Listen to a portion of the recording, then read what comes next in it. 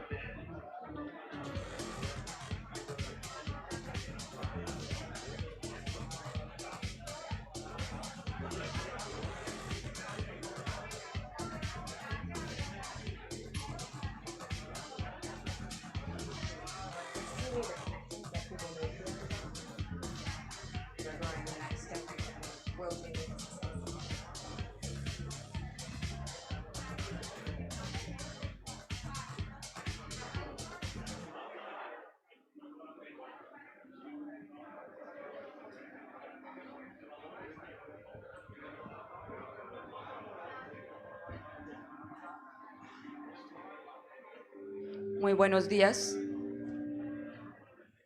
Muy buenos días para todas y para todos. Muy bienvenidos al seminario Foro Internacional en Seguridad, Sostenibilidad y Digitalización Portuaria. En el marco de la visita de los alcaldes Ahmed Aboutaleb de Róterdam y Bart de Wever de Amberes, las embajadas del Reino de los Países Bajos y de Bélgica en Colombia, junto con la Universidad del Norte y Holland House, organizan este seminario, el cual consistirá en 2 paneles de discusión, que serán introducidos cada uno por los 2 alcaldes europeos. A continuación, damos la palabra al señor rector de la Universidad del Norte, Adolfo Meisel Roca.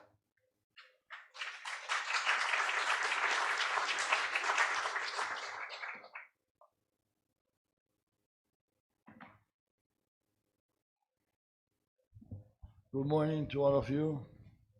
I would especially like to welcome to our university Mr. Ahmed Aboutaleb, Mayor of Rotterdam, Mr. Bart de Wever, Mayor of Antwerp, Mr. Bert Schuf, Ambassador of Belgium in Colombia, Mr. Ernest Norman, Ambassador of Holland in Colombia, Jan William van Hoven, the Colombian authorities from the city of Barranquilla, the friends of the press, and all of you who will be participating in this important seminar. We are very happy to be here because after a long COVID virtuality, which we had to adopt since March of 2020, on Monday we came back 100%. And this is the second event we do, we have in this auditorium. On Monday we had the Hey Uninorte, partially because of 3 speakers. We had one turn positive of COVID when he was tested at the entrance of the university. And this is the second event we do. As you have seen, the students are all around the campus. They're very happy to be back. I usually get a lot of, when we get in Twitter and all, comments of the students, and nobody has complained of coming back, which is very good. When you have a community of more than 14,000 students, you always get some who complain about something, and we haven't received any complaints. Some of them are already completed half of their studies to obtain their degrees, and they had not been to the university. So for reasons of mental health, for reasons of the quality of the teaching, for reasons of the quality of their interactions with their fellow mates, with fellow students, with their professors, we are very happy that they are back. This is a very important seminar for Barranquilla, which is a port city, as we all know, but it's also very important for Colombia, because Colombia is a country that needs to grow more at a higher rate to be able to fulfill the enormous expectations and understandable expectations of a large portion of our population whose conditions of living are not what we would desire them to be. And the only way that we can satisfy those demands is through much higher rates of growth than the ones we have observed over the last decades. We have been growing long term.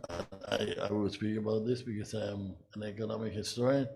Long term, we have been growing over the last decades at a rate similar in per capita terms to the countries that have the lowest rates of growth in the world as a group. The low-income countries. And this is not acceptable for a country as rich in resources as Colombia. And we need to grow much faster. And one of the things we need to do is increase the participation of exports in our GDP. For example, in 2020, exports in our GDP were 13.5%. I was speaking with the mayor of Rotterdam. In Holland, it's over 60%, the participation of GDP.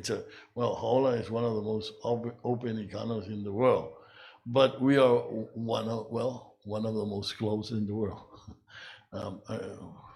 Former president of Colombia, who was very ingenious, Alfonso López Miguelsen, once said that Colombia was the Tibet of South America, but we have coasts in the Pacific and in the Atlantic, and still we don't export, and we have all kinds of problems. We have all kinds of problems that have limited the possibility of increasing our exports. One of them, very salient and has to do with this seminar, has been drug trafficking. Colombia has been a victim of the consequences of drug trafficking. We have paid a very high price in terms of lives. We have paid a high price in terms of institutions, the quality of institutions. We have paid a very high price in the possibilities of growth, because we get less foreign investment, we were less tourism, if we have problems of security. And so I think in terms of security in the ports are very salient. And we are going to have to, over the next couple of years, we're going to seriously have to have the reforms that enable us to export a larger percentage of our production. One of the coast is the place where that production has to go on, because as you know, in the world, if you look at the map of the world, well, not the map of if you look at the real world, at night, you will see that intensity of lights are around the coast. And it's a constant that in most countries, the majority of economic activity and population is less than 100 miles away from the coast. And in Colombia, it's exactly the opposite. We are very far from, and the production that we export is many times in the mountains. In one time in a seminar, in Manizales, which is high up in the mountains in the Andes. They were complaining, an entrepreneur was complaining that they were exporting some electrodomestics from Manizales, and it was very costly to bring them to the ports. So I very modestly suggested, haven't you thought of relocating maybe to Barranquilla, because or Cartagena or Santa Marta? And he was very upset, and they were all very upset that they will never leave that place. But the logic is that, and we really will need legislation to promote relocation, that more production, industrial capacity is located in the coast, so that we can export more. In fact, and I'm going to industrial production as percent of GDP in Colombia is going down. We are deindustrializing. So if we want to have some industry, it has to be industry that is competitive internationally, because as other Latin American countries, we are seeing the presence of China in industrial production. In part, that's going to happen anyway, because China has salaries which we cannot compete. So what we need to do is compete with human capital. And for that, we need to have education of the best standards in the world. And this is why, for us, in this university, internationalization and collaboration with the best universities in the world is so important. Because when we work with the professors and the researchers from the best universities in the world, we can be in the frontier. Not in every area, but in certain areas in which we have an influence here in Colombia. I would put the example of we have experts on the river. We have, which has been a long tradition of engineers here at Universidad del Norte, and it's recognized by the national government as one of the top places for advice and on the problems related to river navigation, or to the port of Barranquilla. We also have top researchers in the area of medicine. For example, currently the director of epidemiology in the Ministry of Health is on leave from our university, and he will be leaving for an appointment in Johns Hopkins University. But he's going to be working part-time with us. So this is the type of things we want to do in the future in this university, to be able to offer our students education of the best quality, which is what is going to guarantee that they're going to be very competitive professionals when they finish. And many of them go abroad. And I would end saying that in the last exams of quality of University of Education that were performed in Colombia, which are called Saber Pro, the student that got the highest score was a student from our engineering, from mechanical engineering in this university. And he's in France, where he arrived he knew English, but he didn't know French. And when he arrived to France he didn't know French, and a few months he learned French, and now he has a job in France in a big multinational. So we are going to be exporting also professionals. That is one of the things that happens with development. It's not, I don't see it as a brain drain. When the currently developed countries we're developing. They send millions of people abroad, well, to Americas, basically to the US and Argentina. And now in our process of development, we are going to send also people abroad, and hopefully, if they have a good human capital, they're going to be very successful, which is good for them, it's good for their families, and it's good for the country.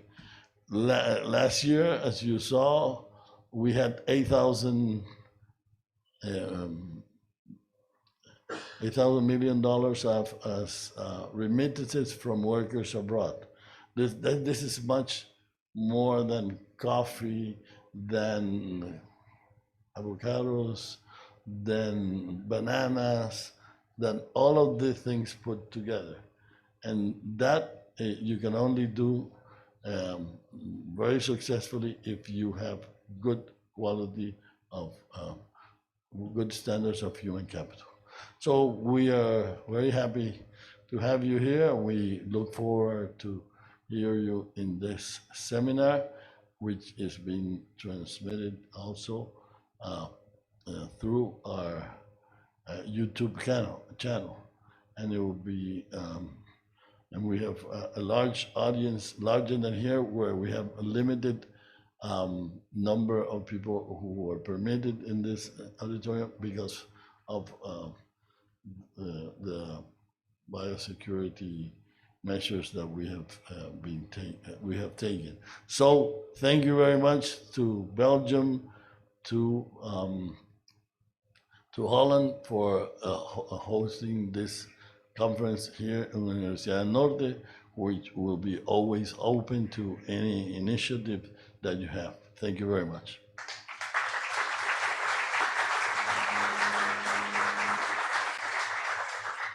Thank you very much, Rector Maisel, about the warm welcome here at your university and for your clear overview about the port logistics and security in Colombia. We remind our viewers, both in the auditorium and via the Zoom link, that this event has simultaneous translation. In the Zoom link, you can choose which language you can listen the event. Now, I would like to introduce the moderator for this first part of the seminar, Ms. Karina Kure. Ms. Karina Kure leads Human Resources and Corporate Entrepreneurship at Grupo Puerto de Cartagena. Her main responsibilities involve overseeing all elements of corporate strategy pertaining to human talent and leading the organization's corporate entrepreneurship initiative, Delta X. Karina has a business degree from Universidad de los Andes, postgraduate degrees in finance and human resources from Universidad Tecnológica de Bolívar, sustainable port development from JICA in Japan, and a master's in digital marketing from Universidad Politécnico de Catalunya, Spain. Ms. Karina Kure, the floor is yours.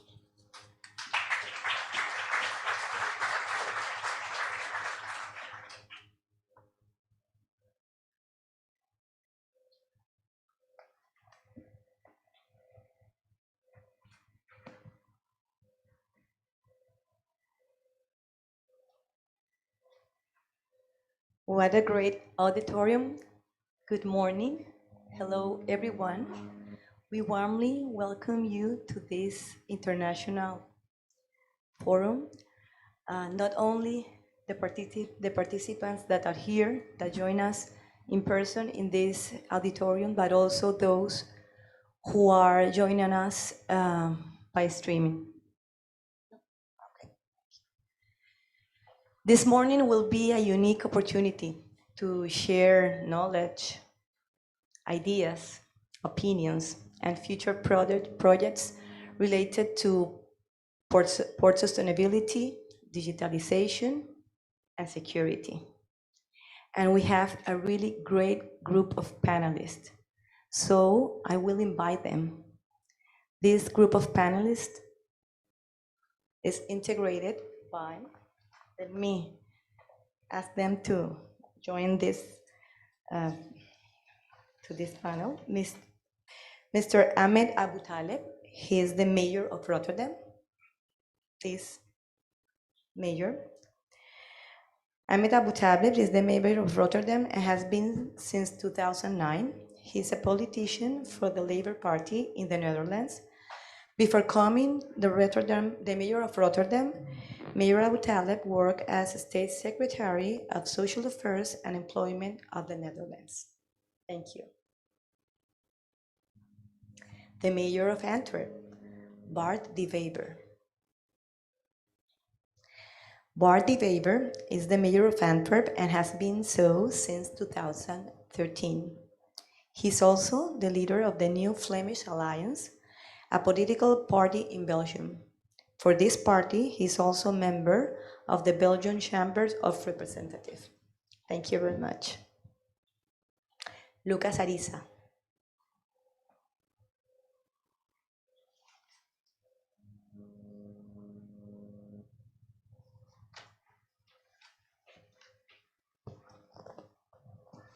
Lucas Ariza is Executive Director of Portuaria. He's a business administrator with a master's degree in marketing and extensive experience in general and commercial management in the port sector. Thank you and welcome.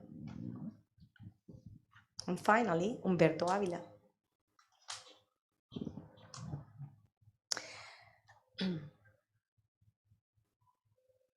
Civil engineering professor at Universidad del Norte. Humberto is director of the Magdalena River Observatory and the Hydraulic and Environmental Engineering Institute of the Universidad del Norte. He holds a PhD in hydraulic engineering, master's applied in statistics, and master's in environmental engineer from Universidad of Alabama in the United States. Well, this, as you can see, a very good group of panelists, and I know that we will learn a lot from them. But we will start with Mayor Aboutaleb.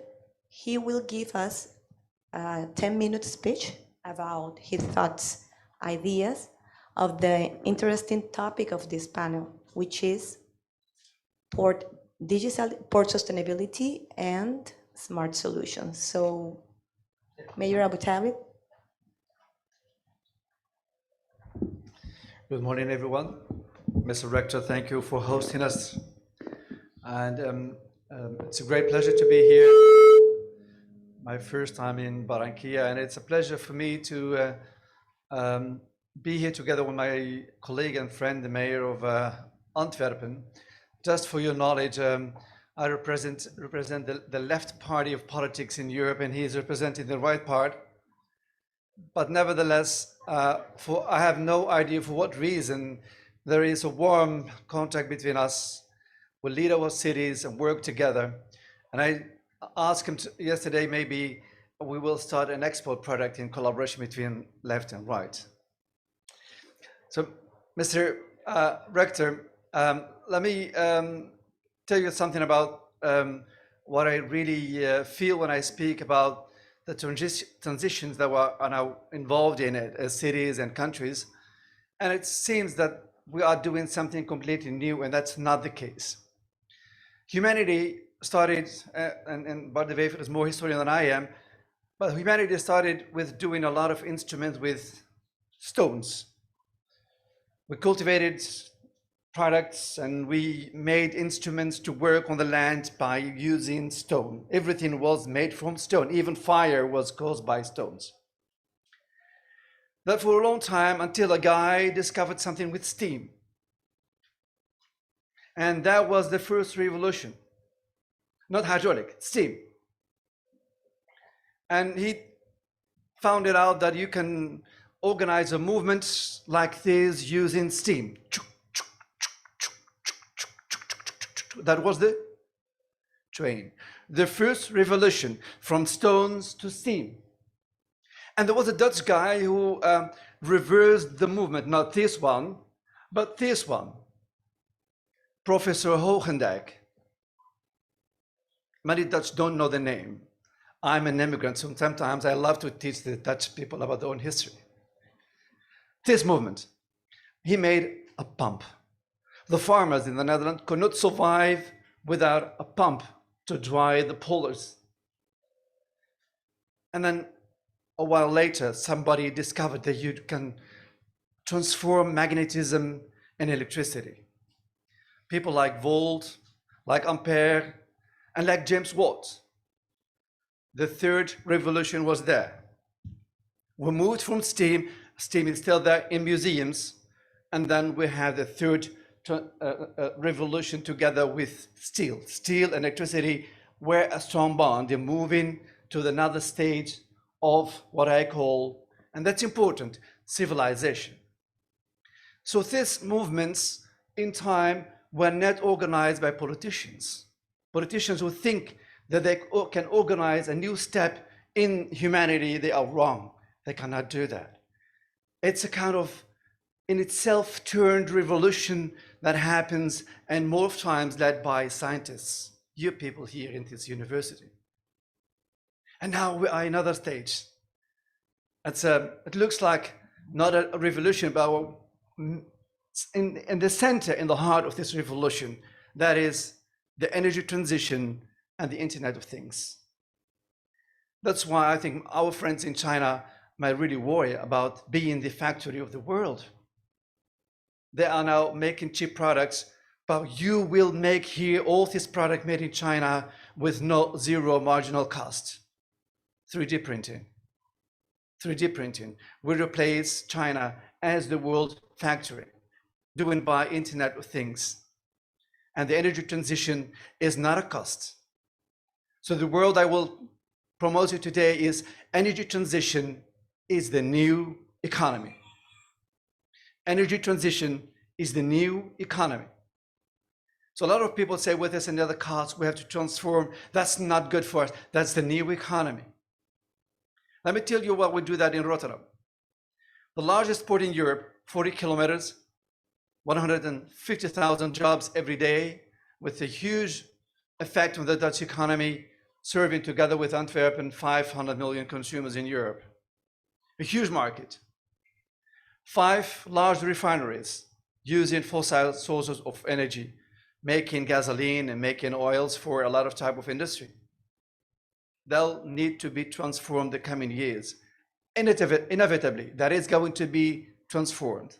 Shell is investing a huge amount of money, the largest invest in the port of Rotterdam, in making hydrogen. First of all, for their own factory, and then to serve the remaining part of the port. Yes, indeed, we pollute that part of the world. A couple of years ago, the amount of pollution in the Netherlands caused by the port was about 19%. It's now declining up to 13%. And the Port Authority of Rotterdam, which is part of our city, just for your idea, the Port of Rotterdam is owned for 70% by the city and 30% by the state. So that's going to build a huge pipeline to collect the CO2 emissions from the refineries and other industry, make it liquid, and transport it over some 50 kilometers into the North Sea and store it in the former oil and gas fields in the North Sea. Just the city of Rotterdam and the port of Rotterdam will be in the position to store some 10 million tons of CO2 emissions, which is a tremendous amount. And my friend in Antwerp knows that the collaboration in that domain to even store the CO2 emissions coming from Antwerp, but also from the steel industry in Germany, will be possible if we connect it to the same path, use the same investment to work together.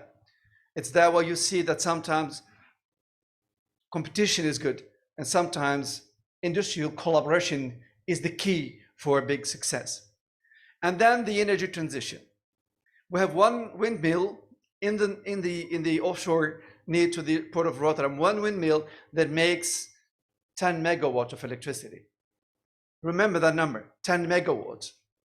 The total consumption of Rotterdam, except the port, is 400 megawatts a day, 400 megawatts. So you do the math. We need 40 of these huge things, 40 for total consumption of the city of Rotterdam. And the expectations is now moving towards thousands of this, because we would like also to make hydrogen, green hydrogen from windmills. Did you imagine what does mean for the working opportunities? All these things must be constructed, the industry, the people to fix it, the people to maintain it, the cables from the North Sea to land, and then to use also residual heat caused by this industry to warm the city. All these pipelines need to be laid down in the city. All of these are new jobs, the new economy. And what do you think about a common instrument that we all have, the car? These cars are also using gasoline, and they have a combustion engine. Well, read my lips, in a lot of countries, within 10 years, the combustion engine will not exist. There will be an electric engine, either driven by electricity or driven by hydrogen transformed into electricity. So we have to learn, our engineers and other people working in garages, that they have to learn to maintain electric cars. And I'm happy about that. I'm an electric engineer, so I have another future after politics, to maintain electric cars. So indeed, Mr. Rector, it's about human capital. At the end, it's all about human capital. This transition and this innovation leading to the new economy can only be a success in all countries if we focus on creating a new generation of young people to give leadership to this transformation. If not, we will have a problem. I was visiting a couple of years ago, 3 years ago, a large energy congress in Abu Dhabi representing the Dutch government. And even those countries that has a huge amount of gas and oil under the sand, they are working on energy transition. Abu Dhabi is investing in building a nuclear installation to make just 4 megawatts of electricity to start with. But I told them that you can do that also with windmills if you have any problems with nuclear systems, but they have another issue, there is no wind there. So they cannot use windmills. You have wind here, so it's a big future. So I would like to urge all governments in the future, but also city governments, to appoint a special man or woman in the local or national government without budgets. That will be the minister or the secretary for transitions. Not one transition, transitions. The guy or the woman must collect the best thinking people in the nation together to organize a huge amount of knowledge about how to move towards the new future within the 4th industrial revolution that is led by energy transition and Internet of Things. Thank you.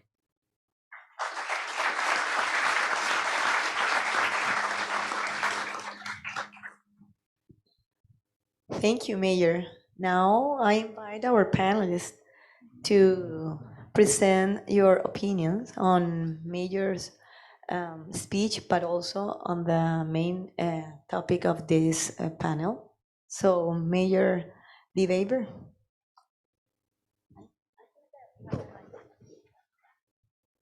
Yeah, as usual, I agree with my colleague on about everything. As he told, he's from the left wing, I'm from the right wing, but we work together and we tend to agree on most things. So we overcame our polarization, and it's not up to me to tell Colombians what they should do. That would be very arrogant, but looking at this country, I would hope that also Colombia can overcome its political and societal polarization. And if there's one level that you can efficiently do it, is the city level. And certainly port cities are open cities, open-minded cities, have strong universities. When they team up, they come up with solutions for the future and for all their citizens. And there are not 100 ways to go about it. Mayors are not interested in ideological theories. They are interested in things that work and that can make our future sustainable. So doing the energy transition, that's of course of key importance. In my country, the regional government decided that by 2030, no more cars with combustion engines may be sold. It will be prohibited. So we have to go towards electrical vehicles. This means that we need a large amount of electricity. How are we going to produce that electricity? We have to go out of fossil fuels. Everybody knows it. Should we just, so we have 10 years to see what we can do in renewables? I don't know if we agree on nuclear, Ahmed, but I think nuclear power, well, so we don't agree on everything, actually. I think nuclear power will be inevitable. Your government has decided to go into nuclear power and to build new centrals, but it doesn't matter. We don't have to agree on every technical aspect as long as we agree on the strategic goals for humanity. And I think it has become a matter not only of countries, but of worldwide civilization even. Civilization demands that we make this transition. So we should absolutely do it. And I think the ideas presented by Ahmed are the right way to go, except for some details that we can discuss on. Absolutely. Very interesting. Mr. Arisa, your opinion? Thank you, and yeah, welcome to Mayor Ahmed and to Mayor Bart and to Humberto. Thank you for your invitation. Well, I would also agree on what Mayor has said. I believe that the port landscape is going to change. The question would be if it's a change in 10 years or in 20 years or in 30 years, because the number one traded product in volume is oil, or it's petroleum products. Number two or number three would be coal, and some sooner rather than later that demand is going to come down. So that's going to change the landscape of the port industry. Only talking about what the products that the port moves. Also, there's of course a need of port as an industry to diminish the carbon footprint. But in this change of the landscape, there are, I agree, some opportunities. Hydrogen, some other products. There is going to be a need of developing energy and how do you say, storage that energy. So that's going to bring some opportunities. Those materials are found from mining, and here in Colombia or in Latin America, we have a lot of resources. The rector mentioned something about the nearshoring, how the manufacturing of products that are demanded by the United States and by Europe maybe is going to shift from China or from Asia to near areas, and Barranquilla is a good opportunity for, especially for North America. So I believe the landscape is changing. We should not see this as a threat, but rather as an opportunity. And I believe we should start working since now to be, let's say, aware of these changes and be ready to take advantage of all of these changes. Okay. Landscape has changed. It's not a threat, it's an opportunity. Thank you. And now, please, Professor Avila. Yeah, thank you so much to everybody for being here and for inviting us into this forum. Well, definitely, I agree. Actually, one of the challenges that we are facing is climate change, uncertainty, and that gives us require us to invest in innovation. When we talk about, we deal with nature. Nature obviously is always in constant dynamic, it's always changing. So that gives us the need to invest and to find resources for that. When we talk about fossil fuel, actually the advantage of that is that it can be storage. You can have a lot of gasoline storage and use it when you need it. But when we talk about renewable energy, you can store it as easy as fossil fuel. So that the way is to integrate. You have wind power, you have solar, you have salinity gradient, you have hydropower. Somehow you have to combine them. What one of the energy is scared, the other is replace that place. So that's a challenge, especially in the changing world, in a changing nature with climate change. Thank you for your ideas about energy storage, which is really a challenge. So now we are going to change the dynamic. It will be very nice to do it in this way. When we got into the auditorium, we all received this sign. It has a green side and a red side. And as you can imagine, green means that you agree, and red that you don't agree. But both are okay. It's your opinion, and the opinion of each of you is okay. So I will present a statement, and I will ask not just the panelists, also you, the participants, to show the sign according to your opinion, and then we will have a short discussion about the general result of the colors of the signs. So let's start with the first statement.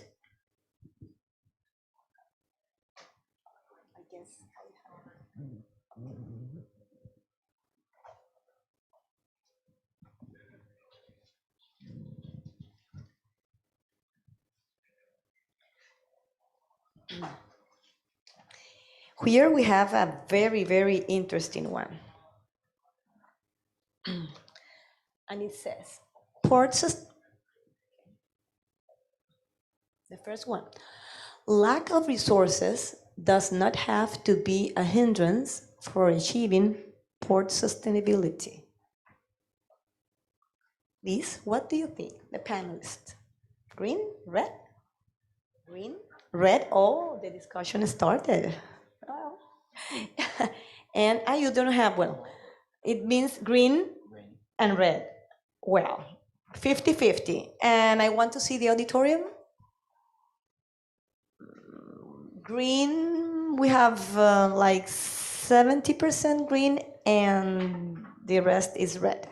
So why don't we start with this interesting point of view, and why you think this is not, and it is as in your opinion? It's easy as it is. When it comes to investments, it's always a choice. People involved in making daily political decisions, like we know, you can put your dollar there, you can put it there. It's a choice. And there is a huge amount of money in the world. It's a tremendous amount of money in the world. During that energy congress in Abu Dhabi, there were people coming from certain African countries asking for support to transform towards sustainability. And sometimes I feel angry, and then I put on the wrong button, which I did at the conference, and I have the right to do so. I'm an African. I'm born in Africa. So I have the right to speak as an African too. My father is an African, my mother is an African. So I asked these ministers in Abu Dhabi, if you stop the wars in Africa, you will have plenty of money to invest in the energy transition. Do you have an idea how much money is used in Africa in making wars? For years, for decades. It's a choice. It's a choice.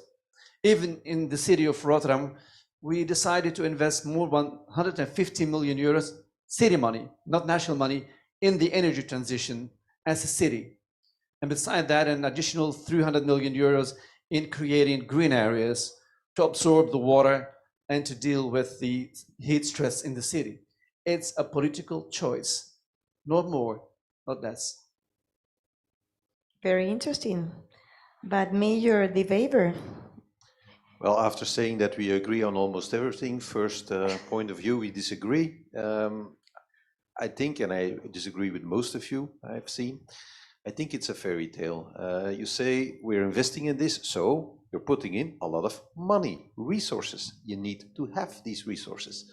Antwerp is also the second largest petrochemical cluster of the world. We are a port maritime industrial site.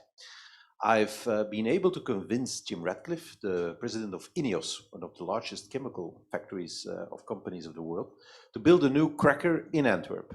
And we have told them that they should build the cleanest cracker in the world, the cleanest. It is 50% more efficient in CO2 emissions than every other installation in the world. And he has to build it in a way that from the moment that he can make it operate on hydrogen, they have to make the transition. And we say, we hope we can do it in 2030. That's all in his building permit. He visited me and he calculated the things I'm asking, how much it costs him. It's billions of euros of extra investment. And he says, well, I could go to the United States, where energy is 700% cheaper. I could go to China, where they do not regulate me, where everything is cheaper, where labor is cheaper.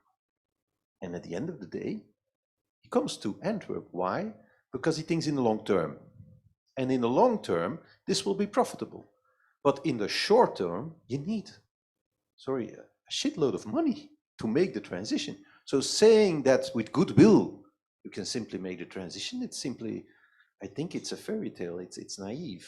You need people who want to invest in the long term. And I think, therefore, governments, and I think we agree on that, we should regulate them. And we should make an alliance with countries, port cities, to do this together in a way that we do not compete against each other in a bad way. One being clean and the other one profiting from these decisions to attract investments. That would be short-sighted. And this alliance is needed. And that's one of the reasons why we are here, and we are happy to visit so many port cities and to talk to so many port authorities who are considering making big investments. Yesterday we were in Turbo. It's very clear to see that big investments need to be made there, and that it could be very interesting for countries like us to put up the money and to make this country live up to its full potential, which is clearly there. I don't want to go on forever. So in closing, I would like to say one thing. Yesterday we took a helicopter to visit the Bay of Turbo. And if you look through the window at this country, it is such a treasure. This country is a treasure in itself. The potential is so enormous that you could be the front runner, but we need to do it together. But it costs a lot of money, I'm afraid.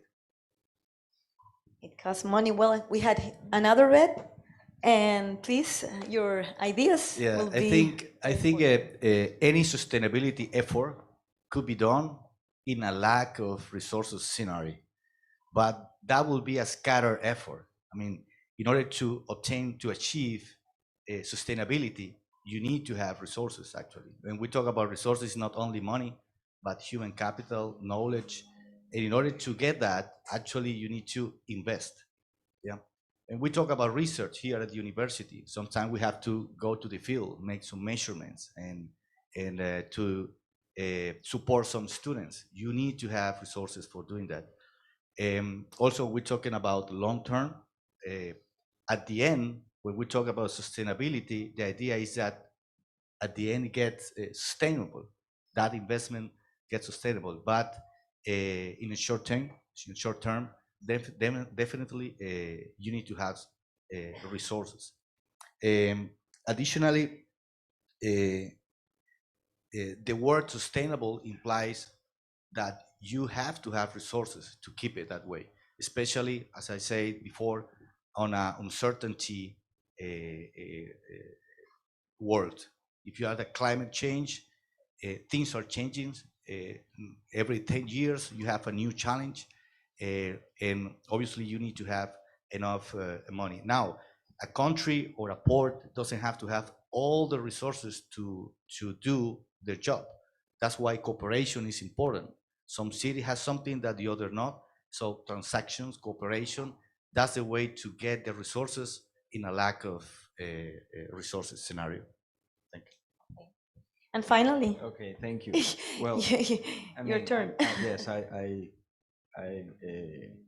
put my green. Green, you are part of the green team. I'm in the green team, yes. Okay, of course, a port sustainability is a very broad concept, right? And of course, for any type of activity, you need resources. I was thinking about not lack of resources, because without resources, you cannot do anything, right? But with scarce resources, you might start developing some strategies that go towards port sustainability. And what I was really thinking is that not going towards port sustainability is going to be more expensive in the long run than investing what you need to invest in order to have a sustainable port operation. That was, let's say, my idea. Your main idea. And what I turned green. Thank you. Unfortunately, in fact, we have very interesting other statements. What we do have is lack of time. So you are going to start another part of the segment where you, the participants, can ask, you are able to ask questions to the panelists. So we have a microphone, and anyone that wants to ask something, just raise your hand. And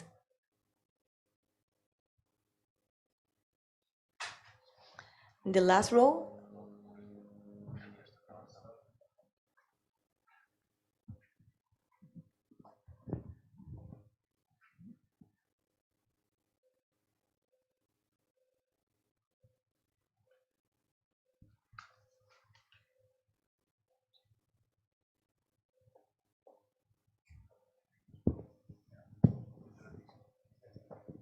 Buenos días, somos sostenibles y Procesos Ecológicos Panamá. Dentro de la práctica en operaciones portuarias como proveedores de puertos, nosotros nos hemos encontrado con una limitante y la pregunta puntual es ¿cómo hacemos la transición para poder hacer entender que nosotros los proveedores que estamos buscando dar una solución en sostenibilidad de disposición? Perdón. En la transición de sostenibilidad y disposición final de desechos para los puertos. ¿Cómo hacemos nosotros para hacer entender al mercado de que reciclar cuesta? De que ese desecho que el puerto contempla como desecho hay que equilibrarlo y darle un manejo. Sí va a poder tener algún provecho, pero ¿cómo hacemos nosotros como proveedores para poder apalancar esas políticas públicas y dar una solución más equilibrada al mercado y a las marcas? ¿La pregunta es para algún panelista en especial o para todo el grupo? Ok, perfecto. Ok, perfecto. Bueno, let's start from this side. Did you understand? No? Half of it, 50%. I thought you were... No, I will make a quick, let's say, in a very brief, a summary of the question. I understand that he represents a firm that is a provider of the port of Barranquilla, or I don't know, port of the region. And of course, he has to apply sustainable activities in his daily jobs, such as recycling and other activities that even are mandatory by government. But his question is, sometimes it's not easy to convince because it needs money, and of course you have to do the procedures in a different way. So what are your advice, let's say, that about the question, about his issue? And I know that he is representing a very big group of people, people of the industry that thinks in the same way. So your advice to this participant is very valuable. So I will start in this moment from the left side. Well, one of the subject we sometimes talk about it is circular or cycling economy. Well, sustainability is demanding and it's costly at the beginning, obviously, because you have a current process which you're going to change. You're going to introduce new procedures, new materials, new activities, but the idea is to identify, well, one of the alternatives I might say is to identify where in that economic cycle is that process in order to take advantage of other activities that are involved. Well, I may say about dredging, well, here in the port, we take the sediment from the river, and then what we are doing is we are throwing the sediment in the sea without any use after that. But what happens if we dredge the sediment and take some of the sediment in some area to feed the beaches? Yeah, the beach. And now in this we have coastal erosion. We can use that sediment that we are investing to dredge the port. We are taking it to feed, to nourish some beaches. So that's the part of the trying to find where which activities or which products in that economic cycle are you involved in order to get advantage of that? Thank you. Okay, thank you. Thank Mr. you. Ariza? Yes, I believe there are several things that can be done in order to make not only ports but business understand the importance of sustainability. Sustainability, I think, is how to keep in business in the long term in a responsible manner. Responsible not only with the environment but with the people that work with you and with your stakeholders and shareholders and all of that. So first of all, you need to, or business need to understand that these are what we mentioned earlier. These are investments that are profitable in the long term. It's not profitable, I don't know what's the specific case, to throw the garbage in an improper manner, because that's gonna go back to the business. Of course, there is a legislation, I won't talk about that, but I believe that the legislation should also, and in Colombia is pretty strict, and it makes most ports comply with environmental activities and environmental requisites in a very strict manner. So I believe it's a mix of changing the culture of the business, because we have been taught to throw the garbage in the streets for many years. That's something that needs to change culturally, and also with regulations and with consequences for whomever doesn't comply with the laws. Thank you, Mr. Ariza. And now, Mayor De Wever. Well, I agree with the previous speaker. What you described, we see in Europe as well. You have to make a transition, but it costs money. Those who do not do the transition, they win, because they don't have to invest. And everybody wants change, but we are humans. So maybe I don't have to change. Maybe all the rest can change for me, and I can keep doing what I'm doing. That's impossible. And there are two solutions to your problem, I think. One has already been described. You need innovation, new business models to say, if you make the transition, it's profitable for you. In the midterm or the long term, you will be the survivor. The second one is that's the carrot. The second is that you need a stick. Those who keep polluting have to be presented the bill of pollution. They have to take up the bill for that, so that their business model is not more profitable than the right one. And there you need government, there you need legislation, and of course, strict implementation. And then you can do it. But it's very hard. At our side of the ocean, just the same. I should say that transition don't cost money in the beginning. You may see it that way. I don't see it that way. I see it as an initial investment. That's the difference between the cost and the investment. If you invest, you get maybe a return on investment. And if it is a cost, then you flush it through the toilet. It's there where it starts also educating citizens. Let's take the issue of garbage. We in the Netherlands, we burn garbage. And the car that is collecting the garbage is painted in gold, and it's written on it, garbage is gold. Why? Because we make electricity of this garbage.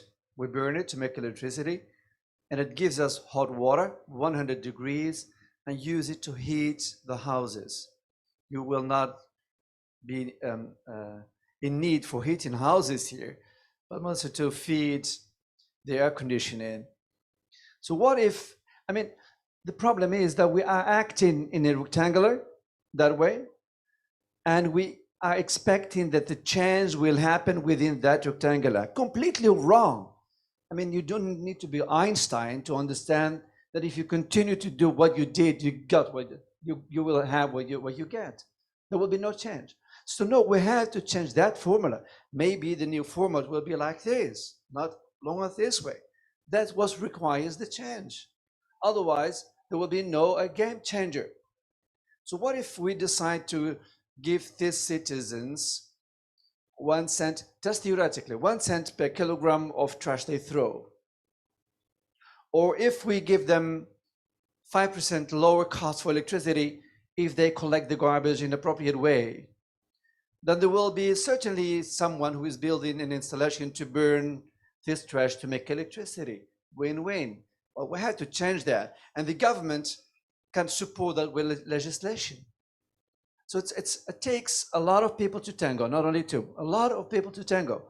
And you need another framework to organize the change. And indeed, the guy over there, gentlemen, there will be an initial investment. But if the citizens decide not to buy products made old-fashionedly, they don't buy them anymore, you will lose if you continue to make this stuff. So it's about educating citizens to move forward to something different, to create another area for gaming and not to continue to do what you did. And I think it takes dialogue indeed, and maybe some financial support from the government to give you a push on the edge to start with. It takes another behavior in society. It's a complete change. And indeed, that's why the world revolution is the world. So we had great answers. Taking consideration circular economy, business model and innovation, the role of the government, which is very important as well, and of course, thinking out of the box, which is very important if we want a change, and we have the conviction that the change is needed. So we have the opportunity for another question from the auditorium.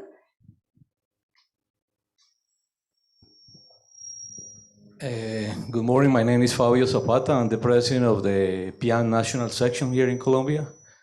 My question is for Mayor Aboutaleb. You mentioned that the Port of Rotterdam belongs 70% to the city and 30% to the state. You know that in Colombia is a different situation. All the ports are private, and there is public infrastructure that was given in concession to private companies. But I would like to know what the amount of earnings that you're having per year, and how are you distributing those earnings to improve the infrastructure of your city, and if you are investing that money in educational to get a better capital in the educational in your universities. Thank you.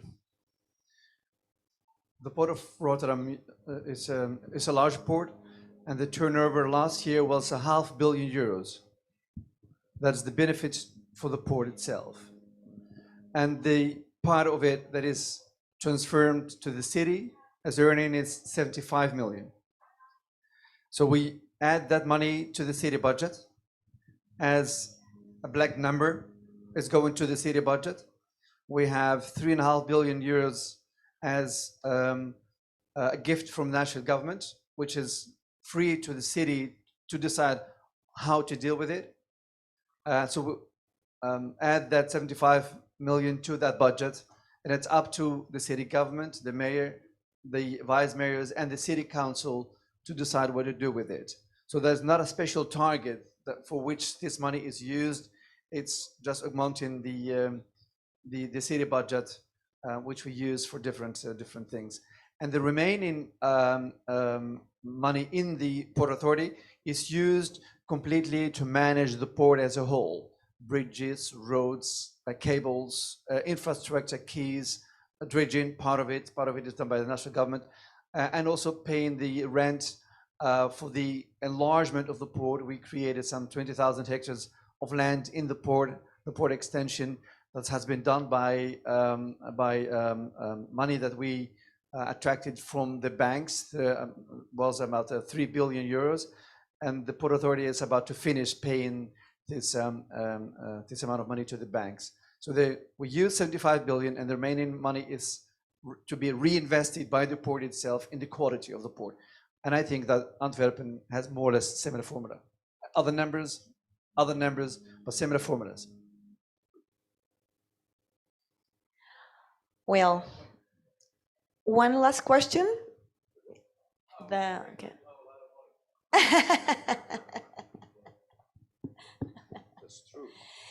Buenos días, mi nombre es Juan Carlos Fornaris, instructor del SENA.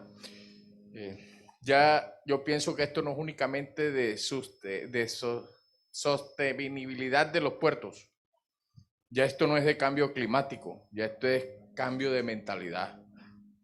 Ya estamos aquí y la humanidad tiene que en verdad empezar a planificar ya cómo vamos a hacer para aportar todo a hacer sostenible nuestro planeta. No tenemos otro.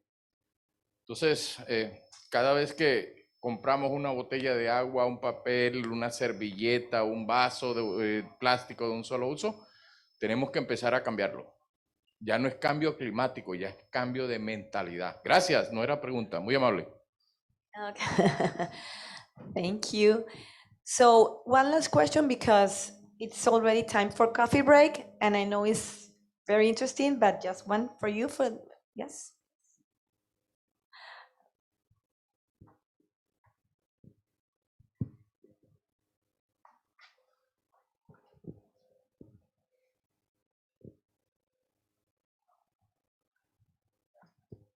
Well, good morning to everyone. My name is Daniel Riveros. I am the commercial advisor for Puerto Orisa in La Guajira. Well, I read this article, which was really interesting. Firstly, they said that there is the transition from fossil oil to renewable energies is an important fact for humanity. But this article said that the batteries that are going to use for these renewable energies, they need a lot of like lithium and all these products that are really hazardous for the environment. So that impact, my question is, we're saying that fossil fuels have a lot of impact in the environment, but also renewable energies, they need certain products, certain elements that are also very harmful for the environment and for society, and it's also a very expensive industry. So my question is, how you're saying that it's very affordable, or the impact still really strong and harmful for this transition. So yeah, thank you. Professor Avila, would you like to answer the question? One of the examples I know somehow is in Brazil. In Brazil, there are all the hydroelectrics, and also they have a lot of wind power. But one of the strategies they are using right now is for renewable energy is to understand the environment and to find when the hydropowers are low. So that's the time when the wind power gets into the system. So when you see the cycle, sometimes the hydropower, because the hydrology, the rain, all the rainfall is in a dry season, so hydropower start going low, but the wind energy start going up. So some regions of the country have that advantage, and the other region have not that, it doesn't have it. But here in Colombia, for instance, in the coast there is a lot of wind, and in the Guajira, here in Barranquilla, so you can combine that wind seasons with the hydropower, with other solar power also here in the coast, which has how many hours of sunlight we have here, radiation. So obviously the storage is one of the main challenges, but when you can identify all the seasons of each renewable energy and put it in one single system to work together, that will help to solve the storage problem. Mayor de Wever, do you have experience in this question? I think you are right, and that we should not ignore the ecological footprint of renewable energy. It's not a fairy tale. In my country, there's one of the largest steel mills in the world, ArcelorMittal Steel.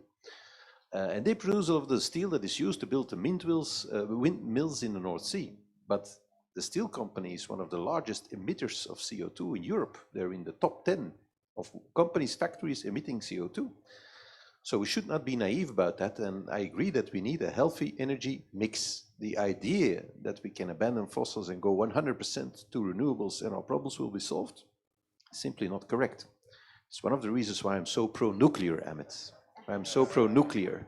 and that you need a certain percentage of baseload energy, and that we should get our priorities straight. If CO2 and climate change is our first objective, then you need to prioritize, and you need to choose energy forms that are low on carbon emission, like nuclear power or certain renewables, but others not.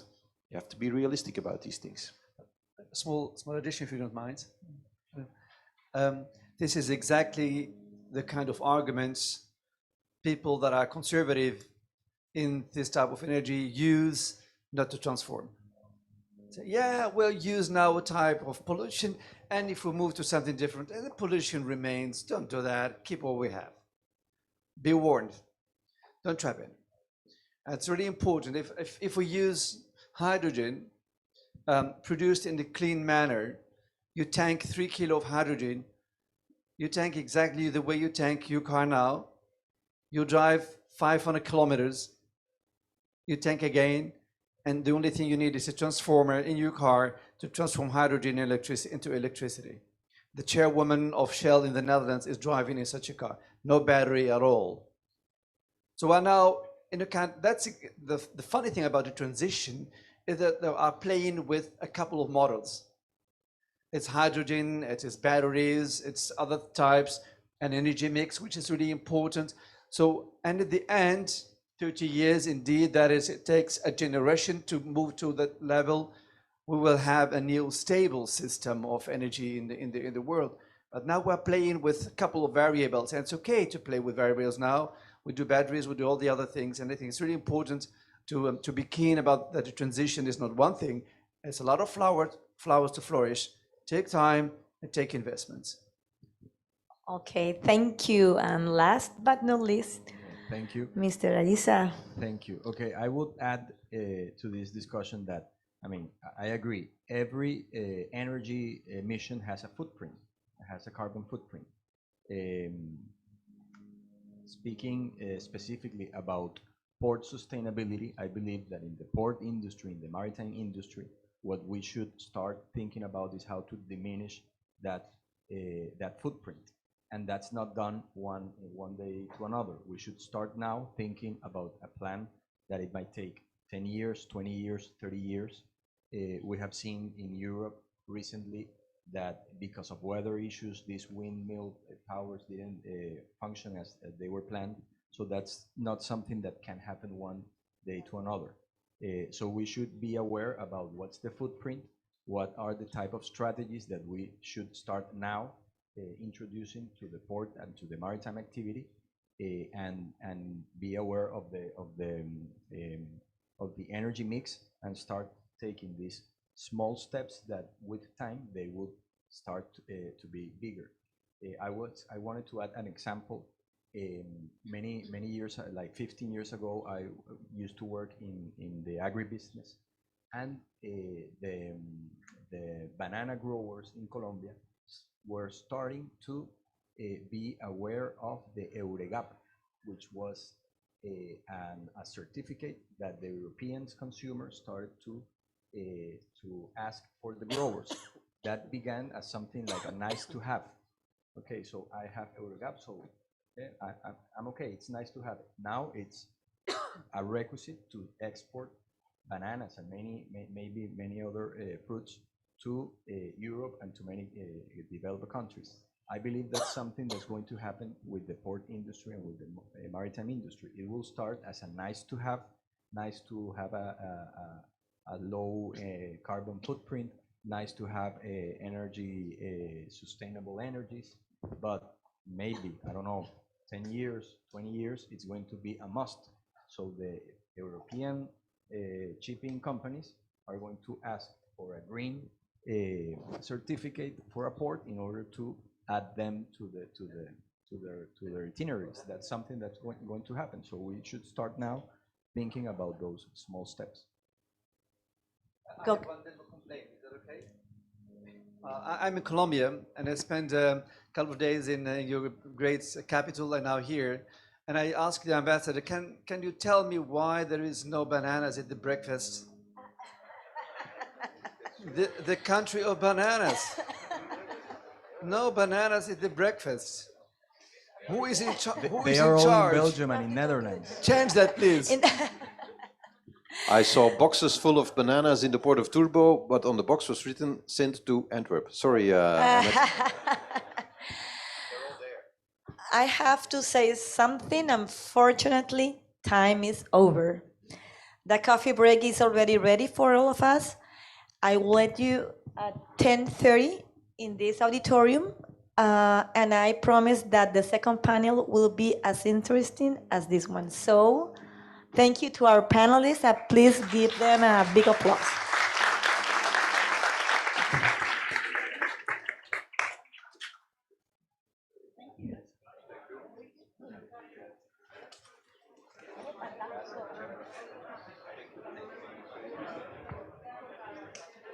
Very interesting. Thank you very much.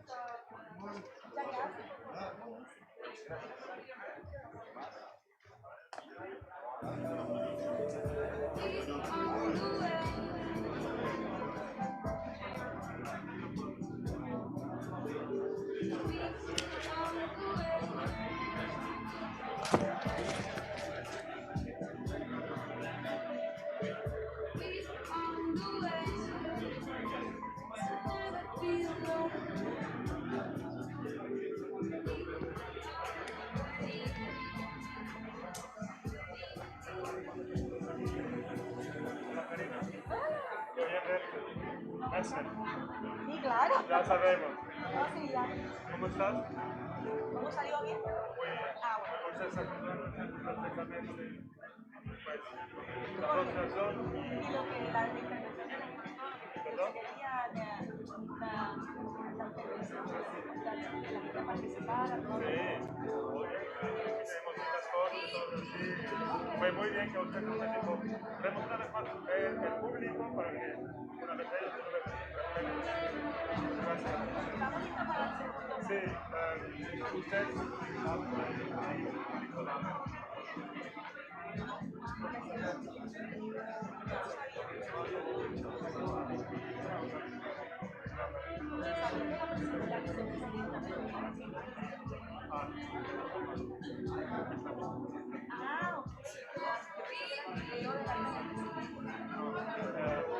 Entonces aprendimos a ver cómo hacemos.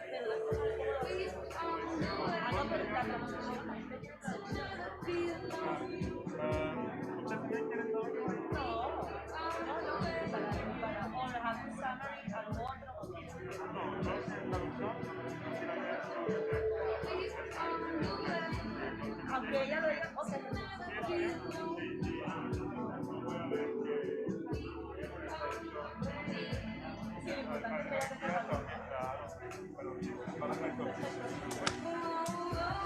Sí, perdón, no podemos ubicar la mesa. No, está muy bien así. No, yo voy a dejar aquí mi agua para que no se me que justo me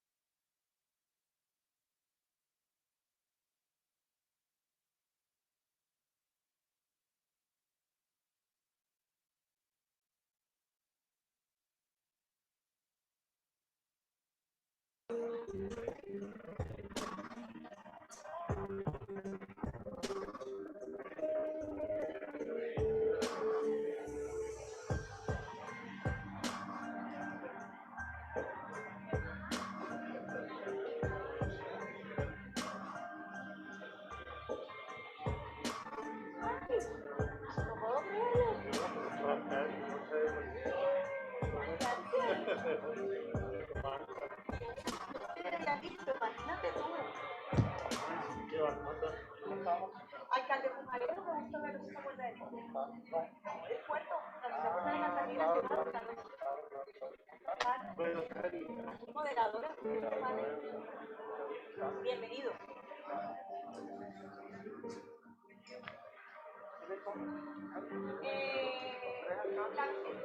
La viceministra.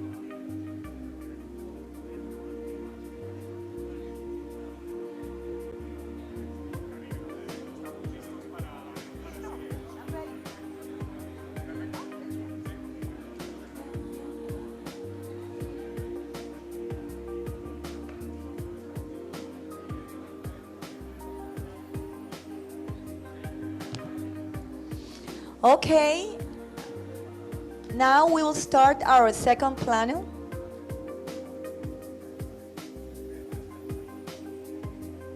Please. Okay, thank you very much.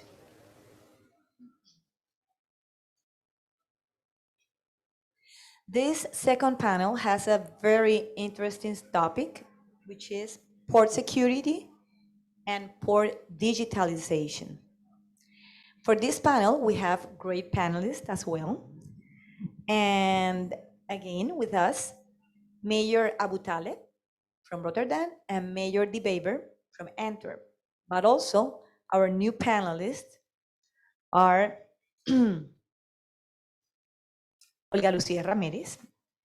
As you know, Olga Lucía Ramírez, she is Vice Minister of Infrastructure. She's a lawyer from Universidad del Rosario, holding a Master's Administrative Law from the same university and a specialization in competition law from the Universidad Externado de Colombia, and a Master's in Air and Space Law of the University of Leiden in the Netherlands. So welcome, Señora Viceministra. And Mayor of Barranquilla, you all know him, but also we are very grateful to have you here, Mr. Jaime Pumarejo. He is the mayor of Barranquilla for the period 2020-2023.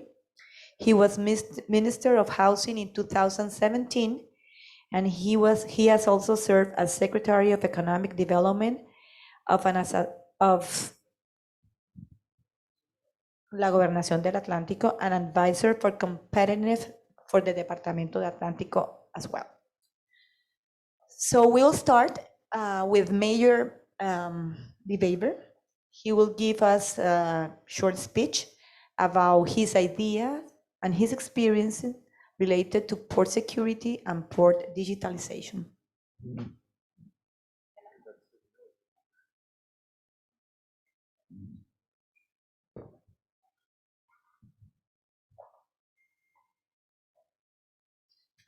Buenos días a todos y todas.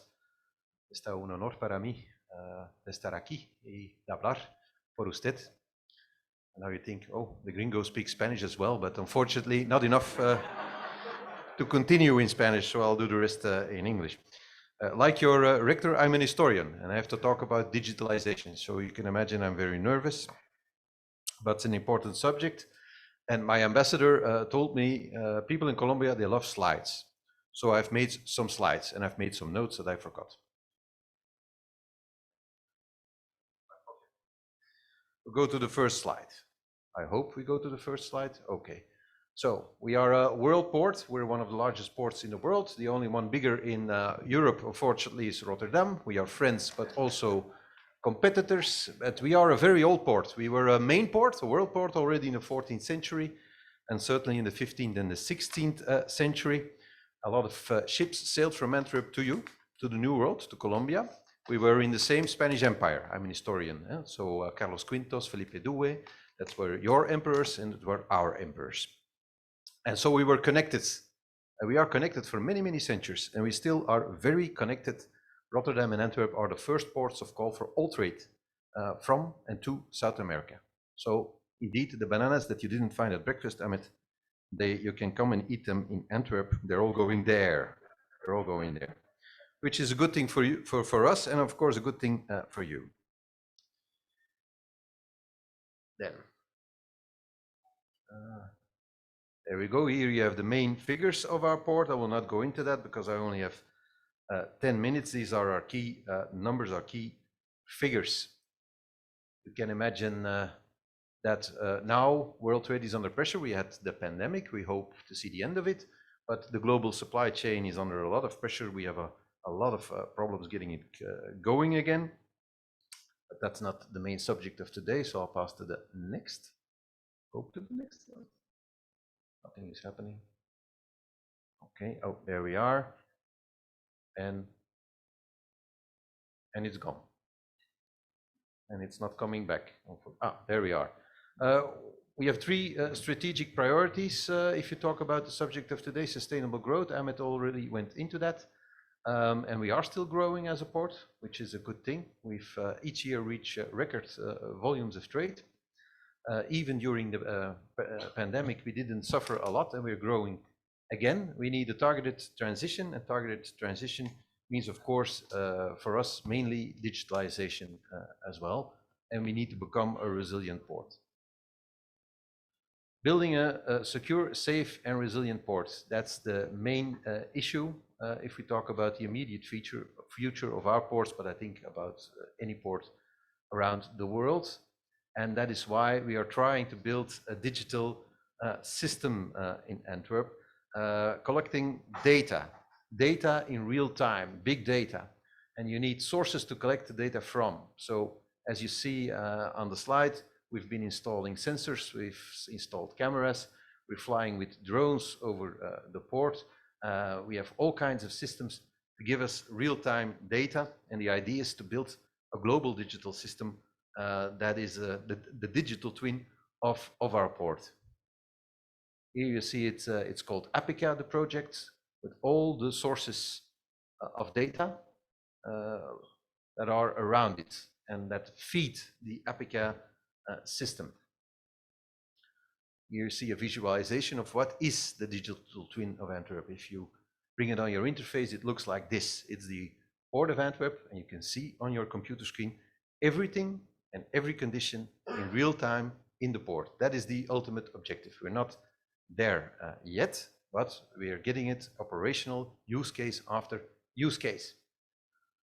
Here you see a use case. We fly with drones over our container ships, and the drones see top of every container, and they have, of course, cameras that can read what is in every container. So when a ship enters Antwerp, and Antwerp is a river port, but it's also a seaport. The Schelde, the river, is like a finger of the sea. That is our main strength, that we are a seaport inland. So we have a lot of time that the vessels are on the river. We can gain a lot of time by collecting data through drones already when the ships are arriving. Okay.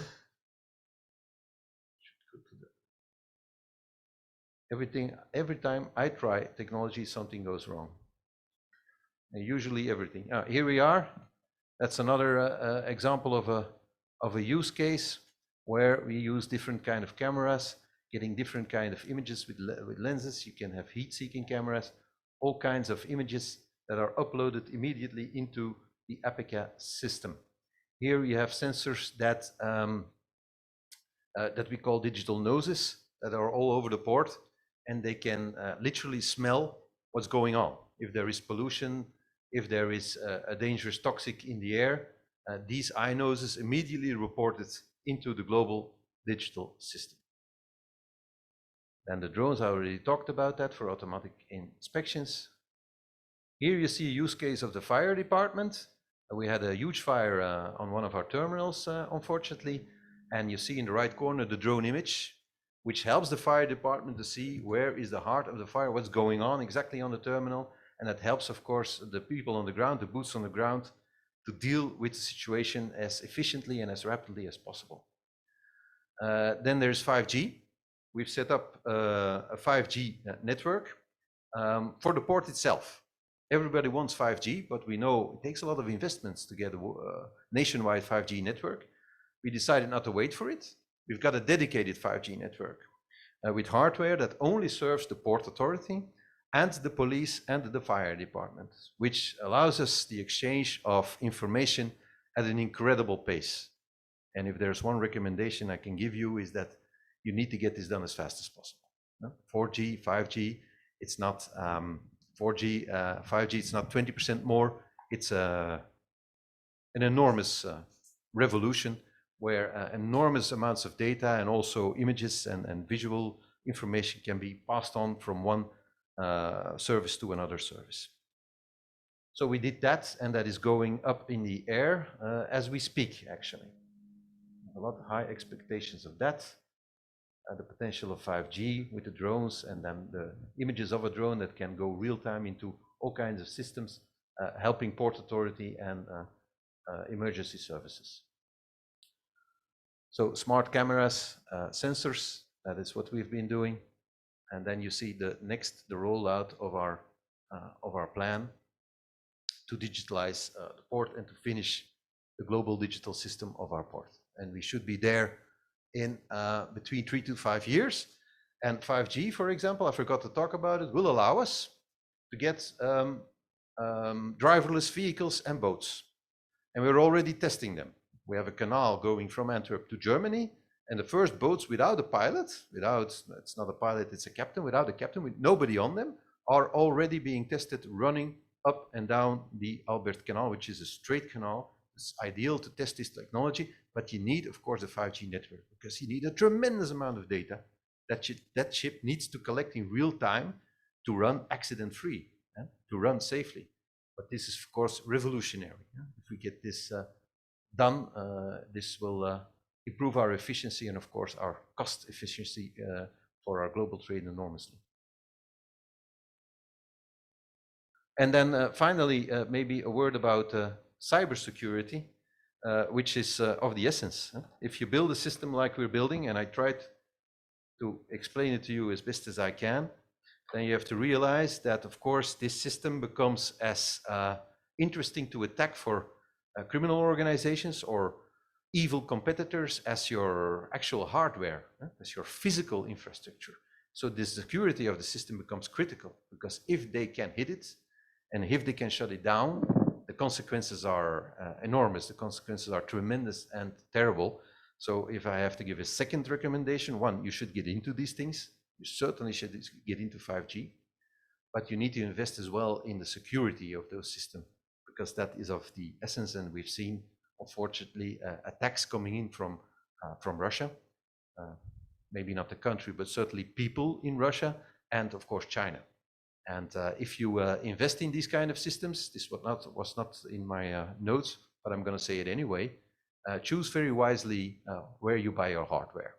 I think these are some of the main things of port digitalization and security that we are working on in the next 5 years, and that I wanted to share with you. Thank you for your attention. Muchas gracias. Thank you, Mayor de Wever. Now for our panelists, 3 minutes to present their opinions about the topic of the panel, and of course about Mayor de Wever's speech, starting with our Vice Minister, Women First. So we are delighted to hear your opinion, Ms. Vice Minister. Gracias, Karina. Bueno, buenos días. I'm going to switch into Spanish. As when I was studying in the Netherlands, a professor told me, like, it's the same as you don't know anything, as you don't know how to communicate it. So I really prefer to do it in Spanish. So I apologize. Bueno, las reacciones iniciales es pues que el gobierno y este gobierno precisamente reconoce la importancia de la transformación digital, digamos, en todos los sectores y especialmente en el sector transporte. Y nosotros como ministerio y las entidades pues a cargo de los puertos, lo que hacemos es promover políticas y crear políticas que precisamente faciliten esa implementación de la transformación digital. Es como el primer mensaje y la primera reacción que queremos, pues que quiero mencionar. Acá decirles que, y viendo la presentación, la digitalización y la transformación digital no se trata solo pues de este tipo, digamos, hay muchas tecnologías, no es solo volver digital lo que antes solía ser manual, así lo vemos nosotros, sino que tiene temas mucho más profundos y casi que un cambio en la visión de negocio. Digamos, eso es lo que tienen que hacer los puertos al momento de revisar un tema de digitalización y transformación digital. ¿Por qué? Aquí también hay que tener presente que en Colombia tenemos 9 zonas portuarias y 9 zonas portuarias que tienen necesidades completamente diferentes. Son diferentes tipos de carga, son situaciones diferentes en cada puerto y no necesariamente una solución tecnológica en una es aquella que funcione muy bien en otro. Entonces es importante, y el segundo mensaje es, si bien estamos de acuerdo, vamos a promover esa transformación digital, la digitalización y el cambio de manual a automático no es la única forma, hay que tener una visión integral y un cambio de chip, digamos, para mirar con las particularidades de cada puerto, pues cuál es el cambio y la solución tecnológica que le sirve para cada caso. ¿Qué tenemos acá? Un reto para nosotros como gobierno. Y el reto nuestro es precisamente crear una política que lo fomente, y es por eso que yo también quiero dejar un tercer mensaje, y es que desde el gobierno nacional, y muy oportuno este tipo de espacios, estamos ya a puertas de lanzar lo que va a ser la nueva política portuaria del sector portuario en el país.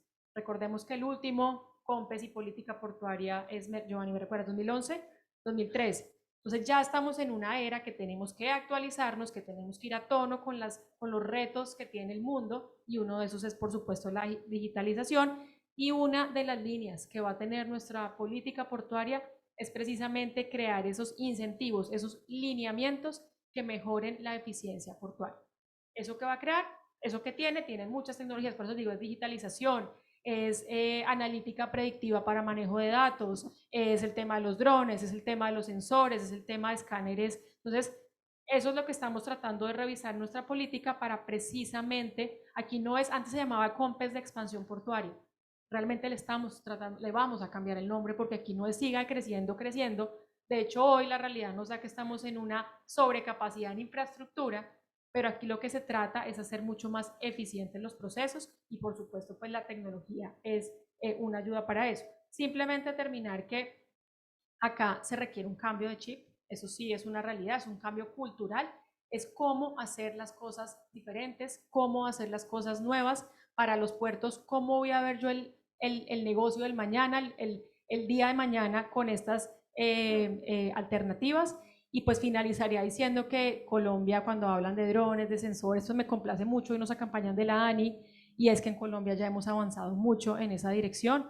Varias de las zonas portuarias, varios de los puertos ya utilizan sensores, ya utilizan sistemas de información únicos que nos permiten tener información, digamos, sincronizada de todos los actores y finalmente generar eficiencias y pues que eso se va a traducir en la competitividad que estamos buscando en este gobierno. Mi reacción es así. Thank you very much. Mayor of Rotterdam, your opinions are welcome. Yes, thank you very much. Let me give you my opinion about the role of digital technology in ports, but not only in ports, in the whole society. What I see is that a lot of companies, smart people come to me from universities and other places and say, I have a solution for you for parking. Well, I have a solution for you how to monitor containers with drones. That's not what I'm looking for. I'm looking for working concepts. So my problem in the city is not parking. My problem's name is mobility. Parking is part of it. So ports, we have a lot of issues to tackle in the port. If we talk about security, it's maybe security that is in my hands as mayor, but also security when it comes to the content of containers. Then we're talking about customs. Jenna sitting over there from customs.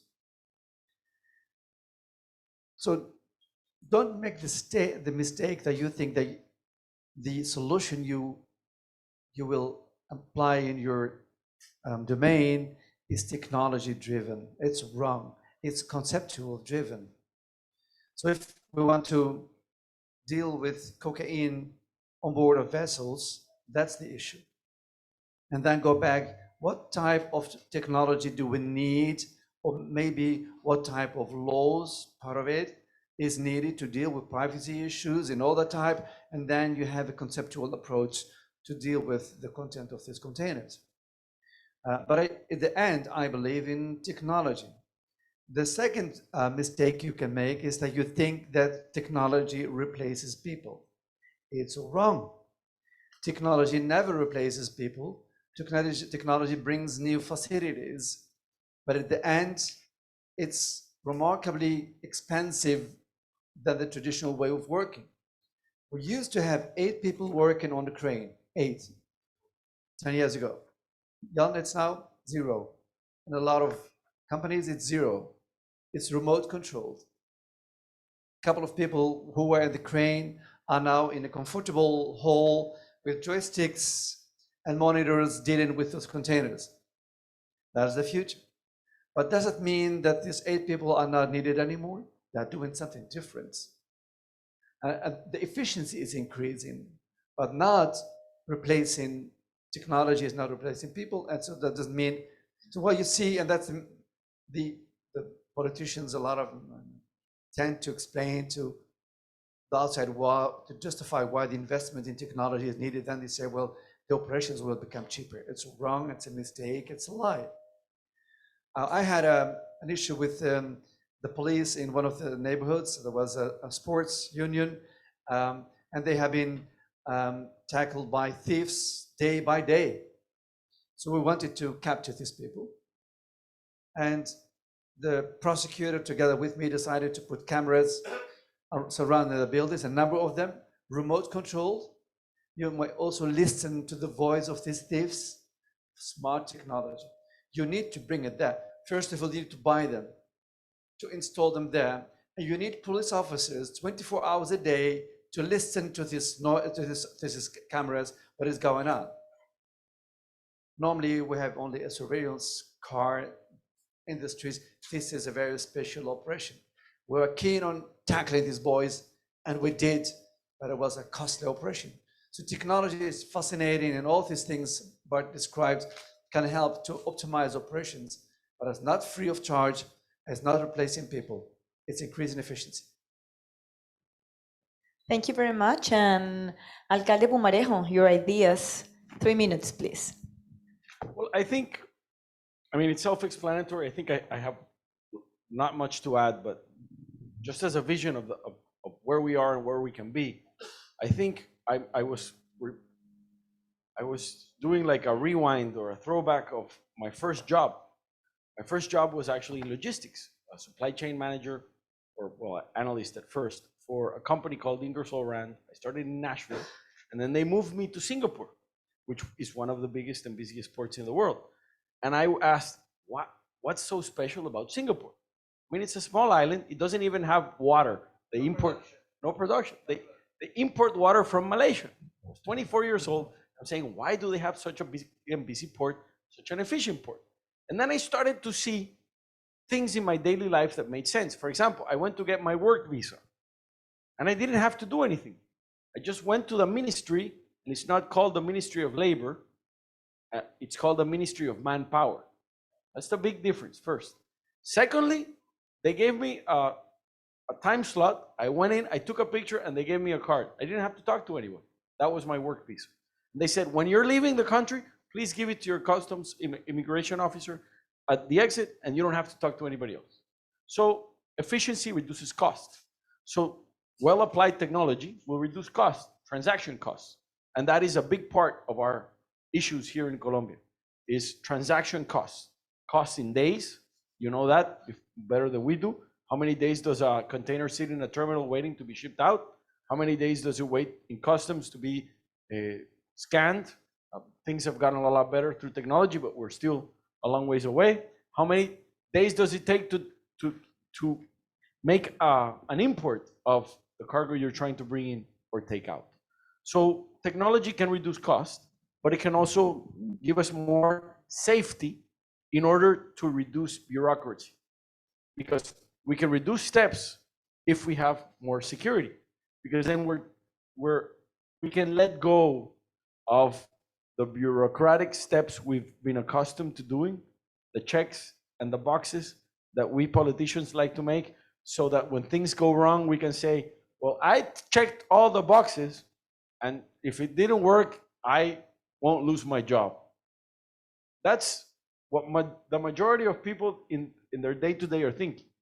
If we can add technology with a purpose, which is to reduce transaction costs and increase security, we can give them the security that they are acting in a way that is agreeable, amenable to the new changes we're trying to do, and they also have a safety in their, I would say, in their actions and their line of work.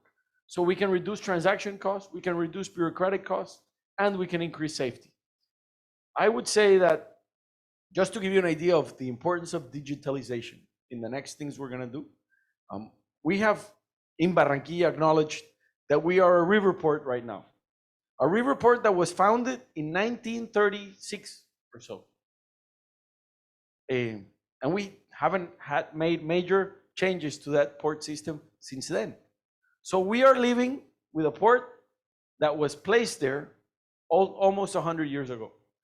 Our view forward is trying to have a mix between a deep water seaport that is connected to the ocean, to the river as well, so that we could translate or move that cargo into barges and use our current systems of storage and light assembly and whatnot.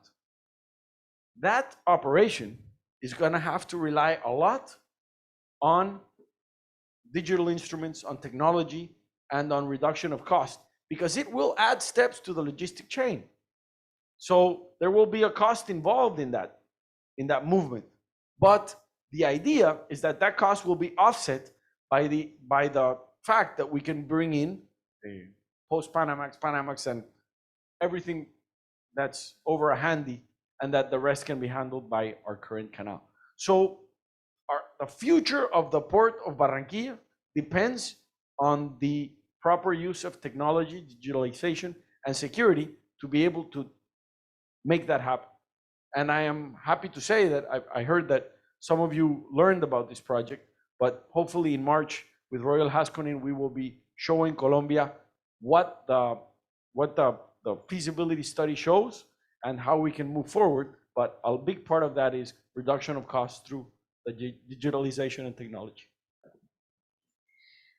Thank you, Alcalde de Barranquilla. Now we will switch to our methodology with the red and green side. Remember, green means you agree, and red, you don't agree. I will read the statement, and of course, we will see your opinions about them. The first one. Digitalization can almost fully mitigate security risks in ports. First, our panelists. Red, red, red, and red. 100% agreement. Okay. And from the audience? Okay, we have 97% red and 3 greens. So it'll be very interesting to understand those greens. We will just have one opinion in order to go through other statements. So Bart de Wever, our mayor of Antwerp, a quick opinion, why red? Very brief. I tried to explain during the slides the APICA system. So our ambition is in the very near future that we will see, hear, and smell everything that's going on in our port in real time. But of course, behind the screen, you need people. And to act upon the information, you need people. You will always need boots on the ground. That's one thing. Second thing, your system is as secure as the people operating it. There can be infiltration, corruption, contamination in the people working there. So no, that cannot be replaced by technology. You will need systems, work ethic in the people operating the system. 3, that's what I told you, the system itself can be compromised by cyber attacks. It can be paralyzed or it can be influenced. We've had, to give you one short example and then I'll finish. We've had a major client in our port, I will not name the name of the company because it's bad publicity, that did whatever they could to secure their boxes being put on the quay, the containers. But they found that malicious software was being installed on their computers. And you can put in as much technology as you want, but you have to realize it can be compromised by bad people. That's 3 elements. Okay. Vice Minister, what would you say to those participants that show a red sign? Red or no, green? a green sign, sorry, because you showed a red one, green one, sorry. Bueno, yo creo que como está planteada la afirmación, no es que completamente puedan garantizar la seguridad. Si hubiera sido en otros términos, hubiera de pronto puesto mi verde. ¿Qué pasa acá adicionando a lo que el alcalde menciona y es el tema de la necesidad de personal? Ese es el otro statement, pero digamos, ese es un tema que necesita complementariedad y no es solo la tecnología, no es solo la digitalización. Como les dije, nosotros consideramos que hay muchas herramientas que finalmente van a apoyar en esa seguridad y en esa generación de eficiencia, pero aquí yo desde el gobierno les voy a adicionar otro ingrediente y es esa armonización que debe tener la tecnología, la digitalización y cualquier otra herramienta tecnológica con muchas otras variables que son claves para la seguridad. ¿Y de qué me refiero? Ahorita hablaban de customs, no lo conozco, pero es esa relación que tenemos que tener como gobierno con todas las entidades que intervienen en un puerto, siendo un puerto un entorno tan complejo, donde está policía, donde están temas de antinarcóticos y droga, donde está aduanas. Entonces no es solo traer un software, no es solo traer tecnología, sino es armonizarlo. Y a eso sumémosle un tema adicional, que es para que un puerto funcione, sea eficiente, sea seguro. No es solo esa armonización con otros agentes y con, digamos, con otros actores que están ahí, sino son temas adicionales como el tema de la cadena logística. O sea, hay muchos actores que tienen que estar presentes para que realmente podamos tener esta afirmación como ver. Thank you, Vice Minister. Well, let's go to the second statement. Port digitalization is a threat to employment. Therefore, Colombia should be careful to implement automation. Red, red, red, red, red, red. Wow. 100% agreement. And from our panelists, red, red, red, and green. No.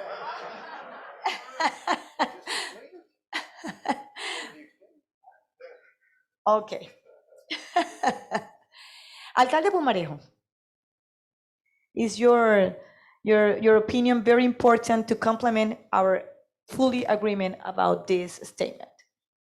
Well, I think if you're thinking about, I mean, it's an old adage about why get up, I would say a bulldozer if you can get 100 guys with a shovel, right?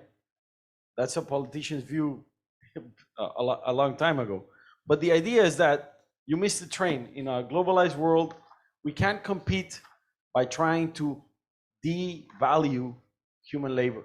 We need to get people every day to have higher quality of work and compete in the digital age.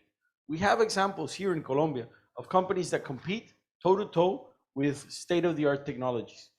We compete in a digital age right now with people that choose where and how to place their factories, their light assemblies, their service industries. So they come to Colombia thinking that they're going to be able to ship their products economically and efficiently. So if we are going to keep up, we need to keep adding value to the processes we make and keep raising the level of our employees. And that means higher jobs, better paid jobs, higher value for our people, and instead of trying to perpetuate a wheel where we're just pumping out manual labor like we're in the 1900s. Things have changed. We need to change with the times, and we need to compete globally. So I think that if we are going to be good leaders, we need to help elevate the quality of life of our people. And we can only elevate that not by signing a decree that changes minimum wage by X amount and X percent over what we can pay, but in reality is we have to pump up productivity. Productivity is pumped up by the things that the national and local government are doing, which is things like this. I said something about that. Yes, yes. I wanted to ask you something about that, but yes, yeah. But the issue is here social policy. The issue is not technology. The issue is how to deal with low skilled human capital that we have.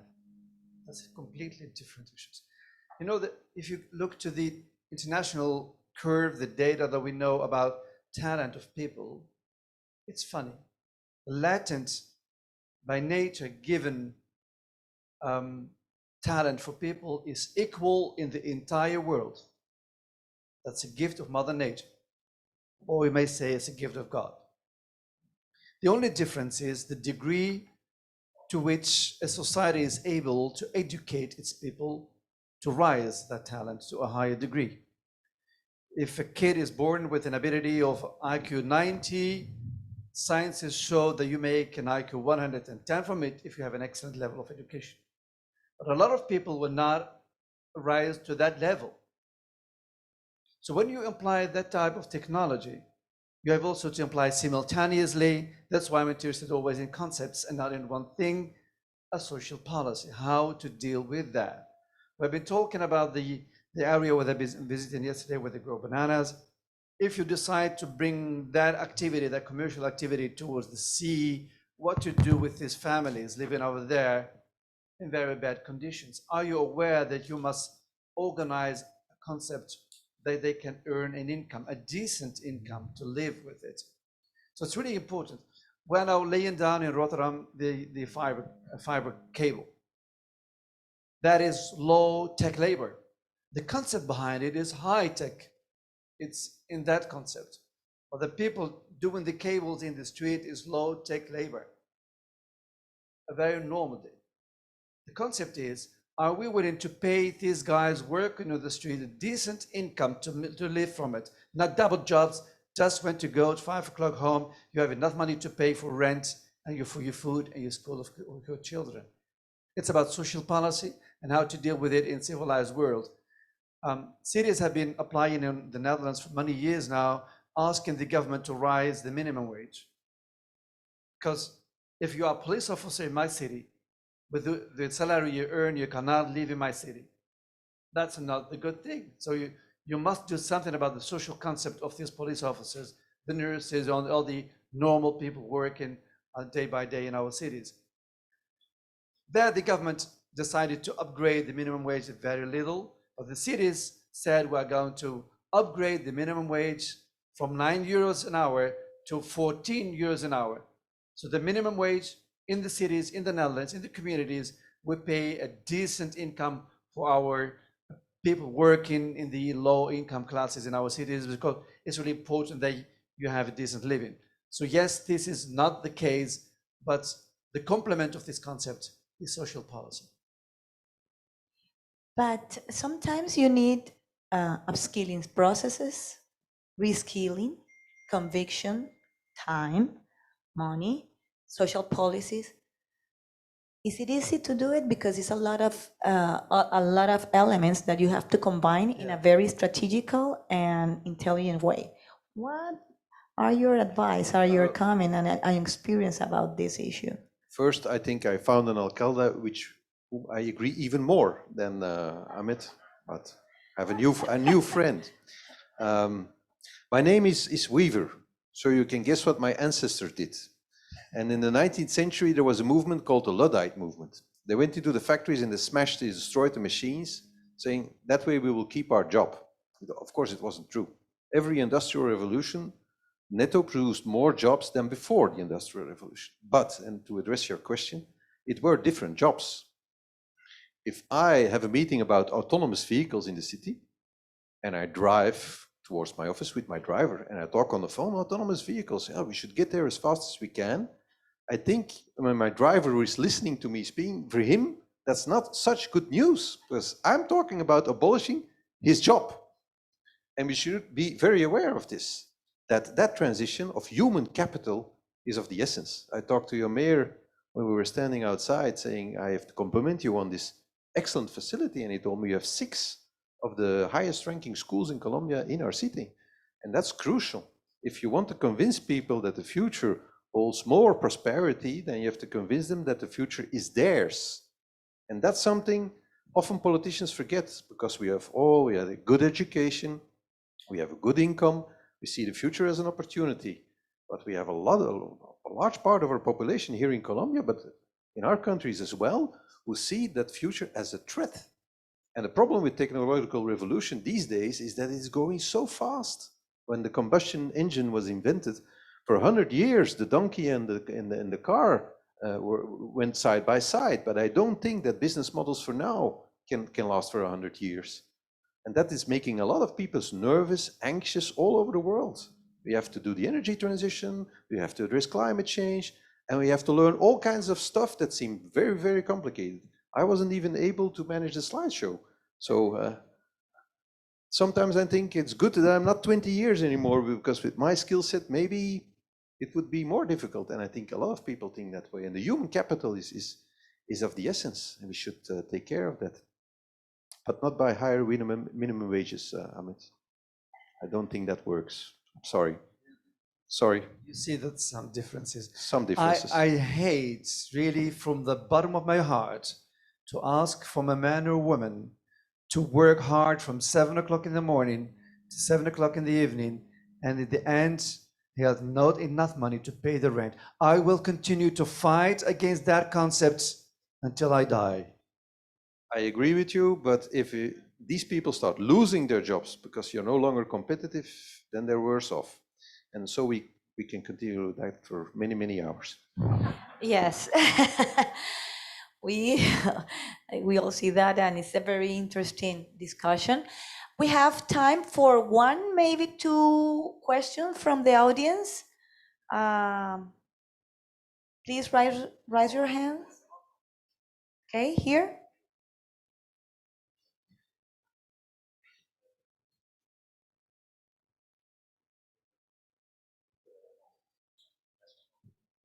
Hello, Jorge Gonzalez from Bopac, Colombia. I'm terminal manager. As you was speaking this morning, both information and operation technology are not dropping for the next year. So we are looking forward how to get advantage of those technologies, but also how to use it for the right way. But as the mayor says, there are a lot of people that may want to use it in the wrong way. So that's why the biggest risk is cyber attacks. In fact, in these few days in Europe, you guys had a huge cyber attacks in a company that I won't mention either, that affected the fuel loadings and unloadings in a big part of the continent. Knowing that, and knowing that the information keeps flowing, what do you think is the key topic for both private company and also government to take measures of these attacks? Because when the attacks happens, then the question is, who is responsible if we cannot see it, and who is looking for that responsible? Does the company need to invest more in cybersecurity, or the government needs to take more actions? A very short answer, you need to invest in it, and you need to adopt cybersecurity in your global strategy. We hired the chief digital officer for the city. We didn't have one. And he's looking at our cyber situation on a horizontal way in the entire organization. And to give you one example, he did a test. He sent an email to every employee of the city. We have about 12,000. And it was a phishing mail, inviting them to give up their data. And it was appalling that more than half of our employees fell into the trap. There was a mail just promising them a coupon for 50 euros. The only thing they had to do was to give their data. More than 50% did it. And if you look at I feel like I'm talking to my aunt. Every time they're like in the family group, like the WhatsApp group, and they're like, I got this email. I'm like, don't open that. Yeah, yeah. But this is the low-tech robbers that send mail saying, I'm Dr. Watanabe, I have a gold mine in Colombia, and if you invest in this, I will triple your money. That's old school cyber crime. The kind of mails, SMSs you get these days, they're very professional, and you need resilience in your organization against it. And again, unfortunately, it costs a lot of investments to close the doors on bad people, physically, but also virtually. Of course. First advice, don't make the technician in your company the end responsible, the boss. So secure the issue of digital technology in the boardroom, in the level of the CEO, himself, herself, not the technician in the organization. It gets the attention it needed. Second, teach indeed your people. It's also how to learn to use instrument appropriately. If you find a USB stick outside the door, don't put it in your computer. Just matter of behavior. There is a fascinating way of teaching your people how to do wrong things. And we have that, fortunately, in Rotterdam, all the companies together under my leadership, and nowadays under the leadership of the harbor master, we have an instrument to deal with teaching also our citizens, and KPN, which is the largest telecom provider in the Netherlands, is involved in that matter. Third, and that's costly, that's what I can advise you as a technician, have a redundant technology. That means you have a system A, the moment it is contaminated, once you switch to a system B, you continue your operations. In the meantime, you may repair system 1. And that's really increasing costs, but it secures your operation for long times, double your systems. Like in the aircrafts will have at least 3 systems. If there is one failure, you may rely on other 2 systems, but that means that you have double cables, double systems, completely physical distinction between system A and system B. That happens recently in one of the largest operators in the port of Rotterdam. Worldwide, they have been not able to operate for weeks. So that's really the boss responsible, teach your employees, and double the infrastructure. Also, the Vice Minister told me I want to answer that question, so you'll have.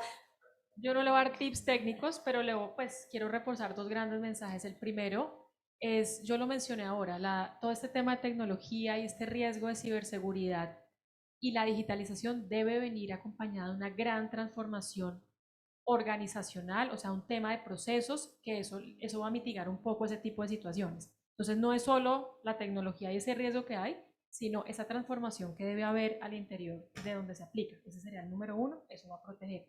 Número 2, esto no es que va a ser usted privado y que va a ser usted gobierno. Las medidas que se tomen precisamente para mitigar este tipo de situaciones tienen que ser las mismas y tienen que ser muy armonizadas entre el público y entre el privado, precisamente para que se pueda mitigar. Hoy digamos, el tema de delitos, de ciberseguridad y delitos están desde el lado del gobierno, están en la ley, pero acá la clave está en ese trabajo articulado y en que trabajemos todos precisamente en mitigarlo desde ese punto de vista. Thank you, Vice Minister. I have to say that time is over, unfortunately, because this is a very interesting topic. But we have to close this morning, and we have a very interesting closing statement as well with the Vice President's message. So I want to thank all of our panelists. They were great panelists, and of course, thank you, the audience, because you were so participative, and it was a great journey this morning. Thank you to you, and thank you to our panelists. Please give them a big applause.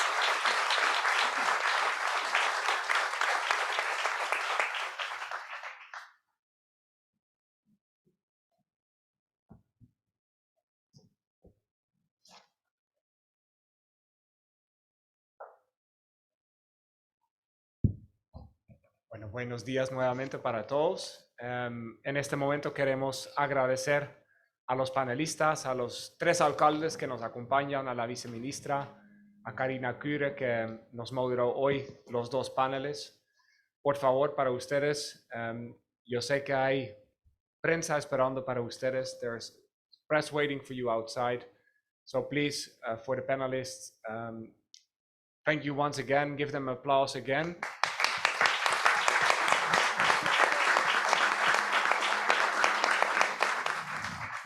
Y en este momento les informamos que la ministra lamentablemente no puede estar acá. Nos deja un mensaje que también es un resumen de lo que vimos esta mañana.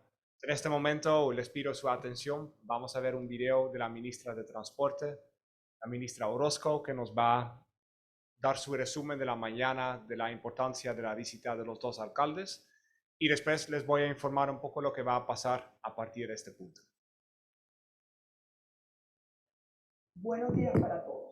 Quisiera empezar enviando un saludo muy especial al embajador del Reino de los Países Bajos en Colombia, Ahmed, al embajador de Bélgica en Colombia, Bart, y a los alcaldes de Róterdam, Ahmed, Aboutaleb y Bart de Wever, que se encuentran de visita en Colombia.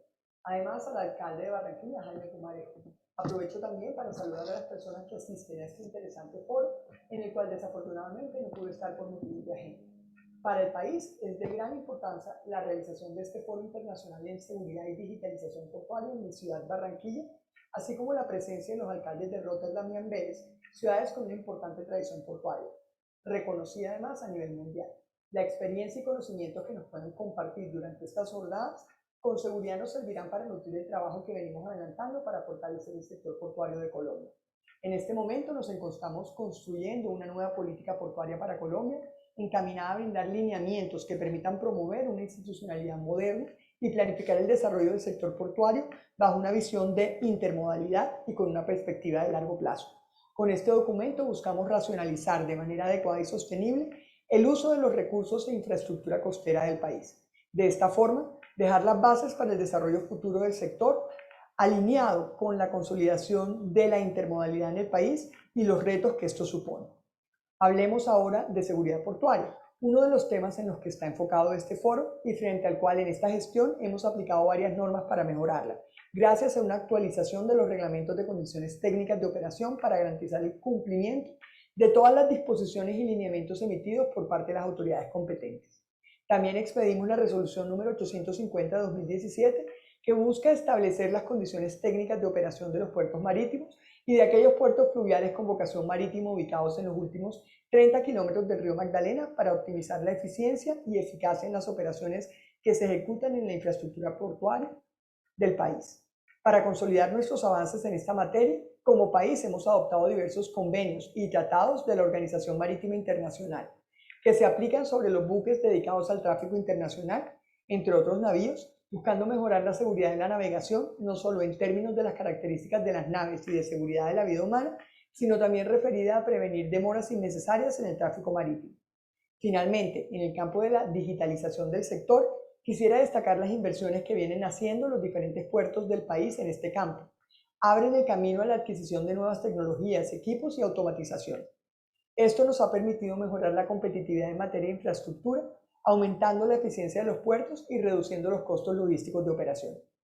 Una muestra de esto es que los proyectos portuarios concesionados por la Agencia Nacional de Infraestructura contemplan la ejecución de planes de inversión donde se destaca no solo el desarrollo de infraestructura para aumentar la capacidad de los terminales portuarios, sino también la adquisición de equipos e implementación de nuevas tecnologías que les permiten operar las 24 horas del día. Esto incluye herramientas virtuales de gestión logística que permiten intercambio electrónico de datos con las navieras, proyectos fotovoltaicos y grúas pórtico con capacidad de descarga simultánea. También tenemos puertos donde gracias a importantes inversiones se ha logrado una mejora en la eficiencia de las operaciones y velocidad de carga y descargue de graneles secos como el carbón, mediante un sistema de banda transportadora de entre 5.000 y 8.000 toneladas hora, que además cumple con los estándares ambientales para protección del medio ambiente, haciendo operaciones seguras y ambientalmente amigables. Asimismo, los puertos del país adelantan varios proyectos de tecnología para optimizar sus procesos. Entre los que podemos mencionar rápidamente están la adopción de cámaras termográficas con inteligencia artificial para detección de temperatura y reconocimiento facial en el control de acceso, el fortalecimiento del data center con la actualización de equipos, la virtualización de servidores, la optimización de uso de recursos en cloud computing, la comunicación vía fibra óptica submarina y la adquisición de radares integrados con cámaras robóticas e inteligencia artificial para el control del perímetro y desarrollos de software para la interoperabilidad con la DIAN. Concluyo resaltando las buenas relaciones que como país hemos mantenido con los gobiernos del Reino de los Países Bajos y de Bélgica, la cual esperamos mantener y aprovechar, en especial en temas como el que hoy nos reúne. Les deseo a todos una muy enriquecedora jornada de la cual salgamos llenos de ideas para seguir fortaleciendo el sector portuario de Colombia, generando soluciones y estrategias que nos lleven a mejorar nuestra competitividad. La movilidad es de todos. Ministerio de Transporte. Gracias, ministra. Después de estas palabras de la ministra, les voy a contar más o menos la agenda a partir de este punto. Esta mañana me alegra mencionarles que aparte de las 100 personas, un poco más que tenemos acá, es el aforo que nos permiten acá en la Universidad del Norte. Ustedes son los escogidos que podían estar acá, pero teníamos un gran público también por YouTube y por Zoom. Entonces, teníamos muchas personas que nos acompañaron por las diferentes redes digitales. En este momento vamos a tener una pequeña pausa, porque queremos que ustedes, las personas que estamos acá, se pueden conocer. Queremos que ustedes se relacionan, conversan sobre los temas de los sectores. Aquí hay varios delegados de Amberes, de Róterdam, de las embajadas y un gran grupo de empresarios, gremios, académicos del sector portuario en Colombia. Entonces queremos aprovechar, antes de que vamos a invitarles a almorzar, queremos invitarles para que se conozcan. Entonces cuando salimos de acá, del auditorio, vamos a tener unos 20, 25 minutos aquí afuera otra vez para que entre nosotros charlamos y nos ponemos al día. Después de esto, vamos a invitarles a almorzar. Lo cual también hacemos aquí en la universidad. Vamos a tener, como somos un grupo grande, vamos a tener 2 restaurantes para el almuerzo, ¿sí? Para un grupo les voy a invitar al almuerzo aquí arriba, son los que tienen escarapela roja, ¿sí? Y hay algunos que tienen escarapela verde que van a otro restaurante, ¿sí? El restaurante para los rojos es aquí arriba. El restaurante para los verdes, les voy a dar el nombre. También me lo informaron. El restaurante para los verdes es du Nord Terrace. Es un poquito más por esta parte de la universidad. Hay estudiantes que nos van a guiar para que todos lleguen bien al almuerzo, ¿sí? Entonces, para el grupo con rojo, aquí arriba, en 1966, para el grupo verde, du Nord Terrace, ¿sí? Y en el almuerzo vamos a poder compartir más. Muy importante que nos sigan acompañando, porque en la tarde tenemos otra agenda y en la tarde vamos a hablar de casos de éxito. Vamos a hablar de empresas, de entidades que tienen actividades en el país, que están cooperando en esta relación entre los países y queremos que nos sigan acompañando. Por eso, por favor, los que estamos acá, las 100 personas que podían estar acá por aforo, no se nos salen, se quedan por favor todo el día para que también en la tarde seguimos debatiendo, seguimos conociéndonos. Muy importante. Entonces, nuevamente, gracias a los alcaldes, a la viceministra, a Karina, que fuiste una gran moderadora por esta mañana. Sé que los idiomas se mezclaron un poco, a mí me gustó, espero que a ustedes también. Les voy a invitar primero a un pequeño networking y en unos 20 minutos ya les estamos buscando, informando para dirigirles al salón del almuerzo. ¿Sí? Muchas gracias a todos y seguimos disfrutando.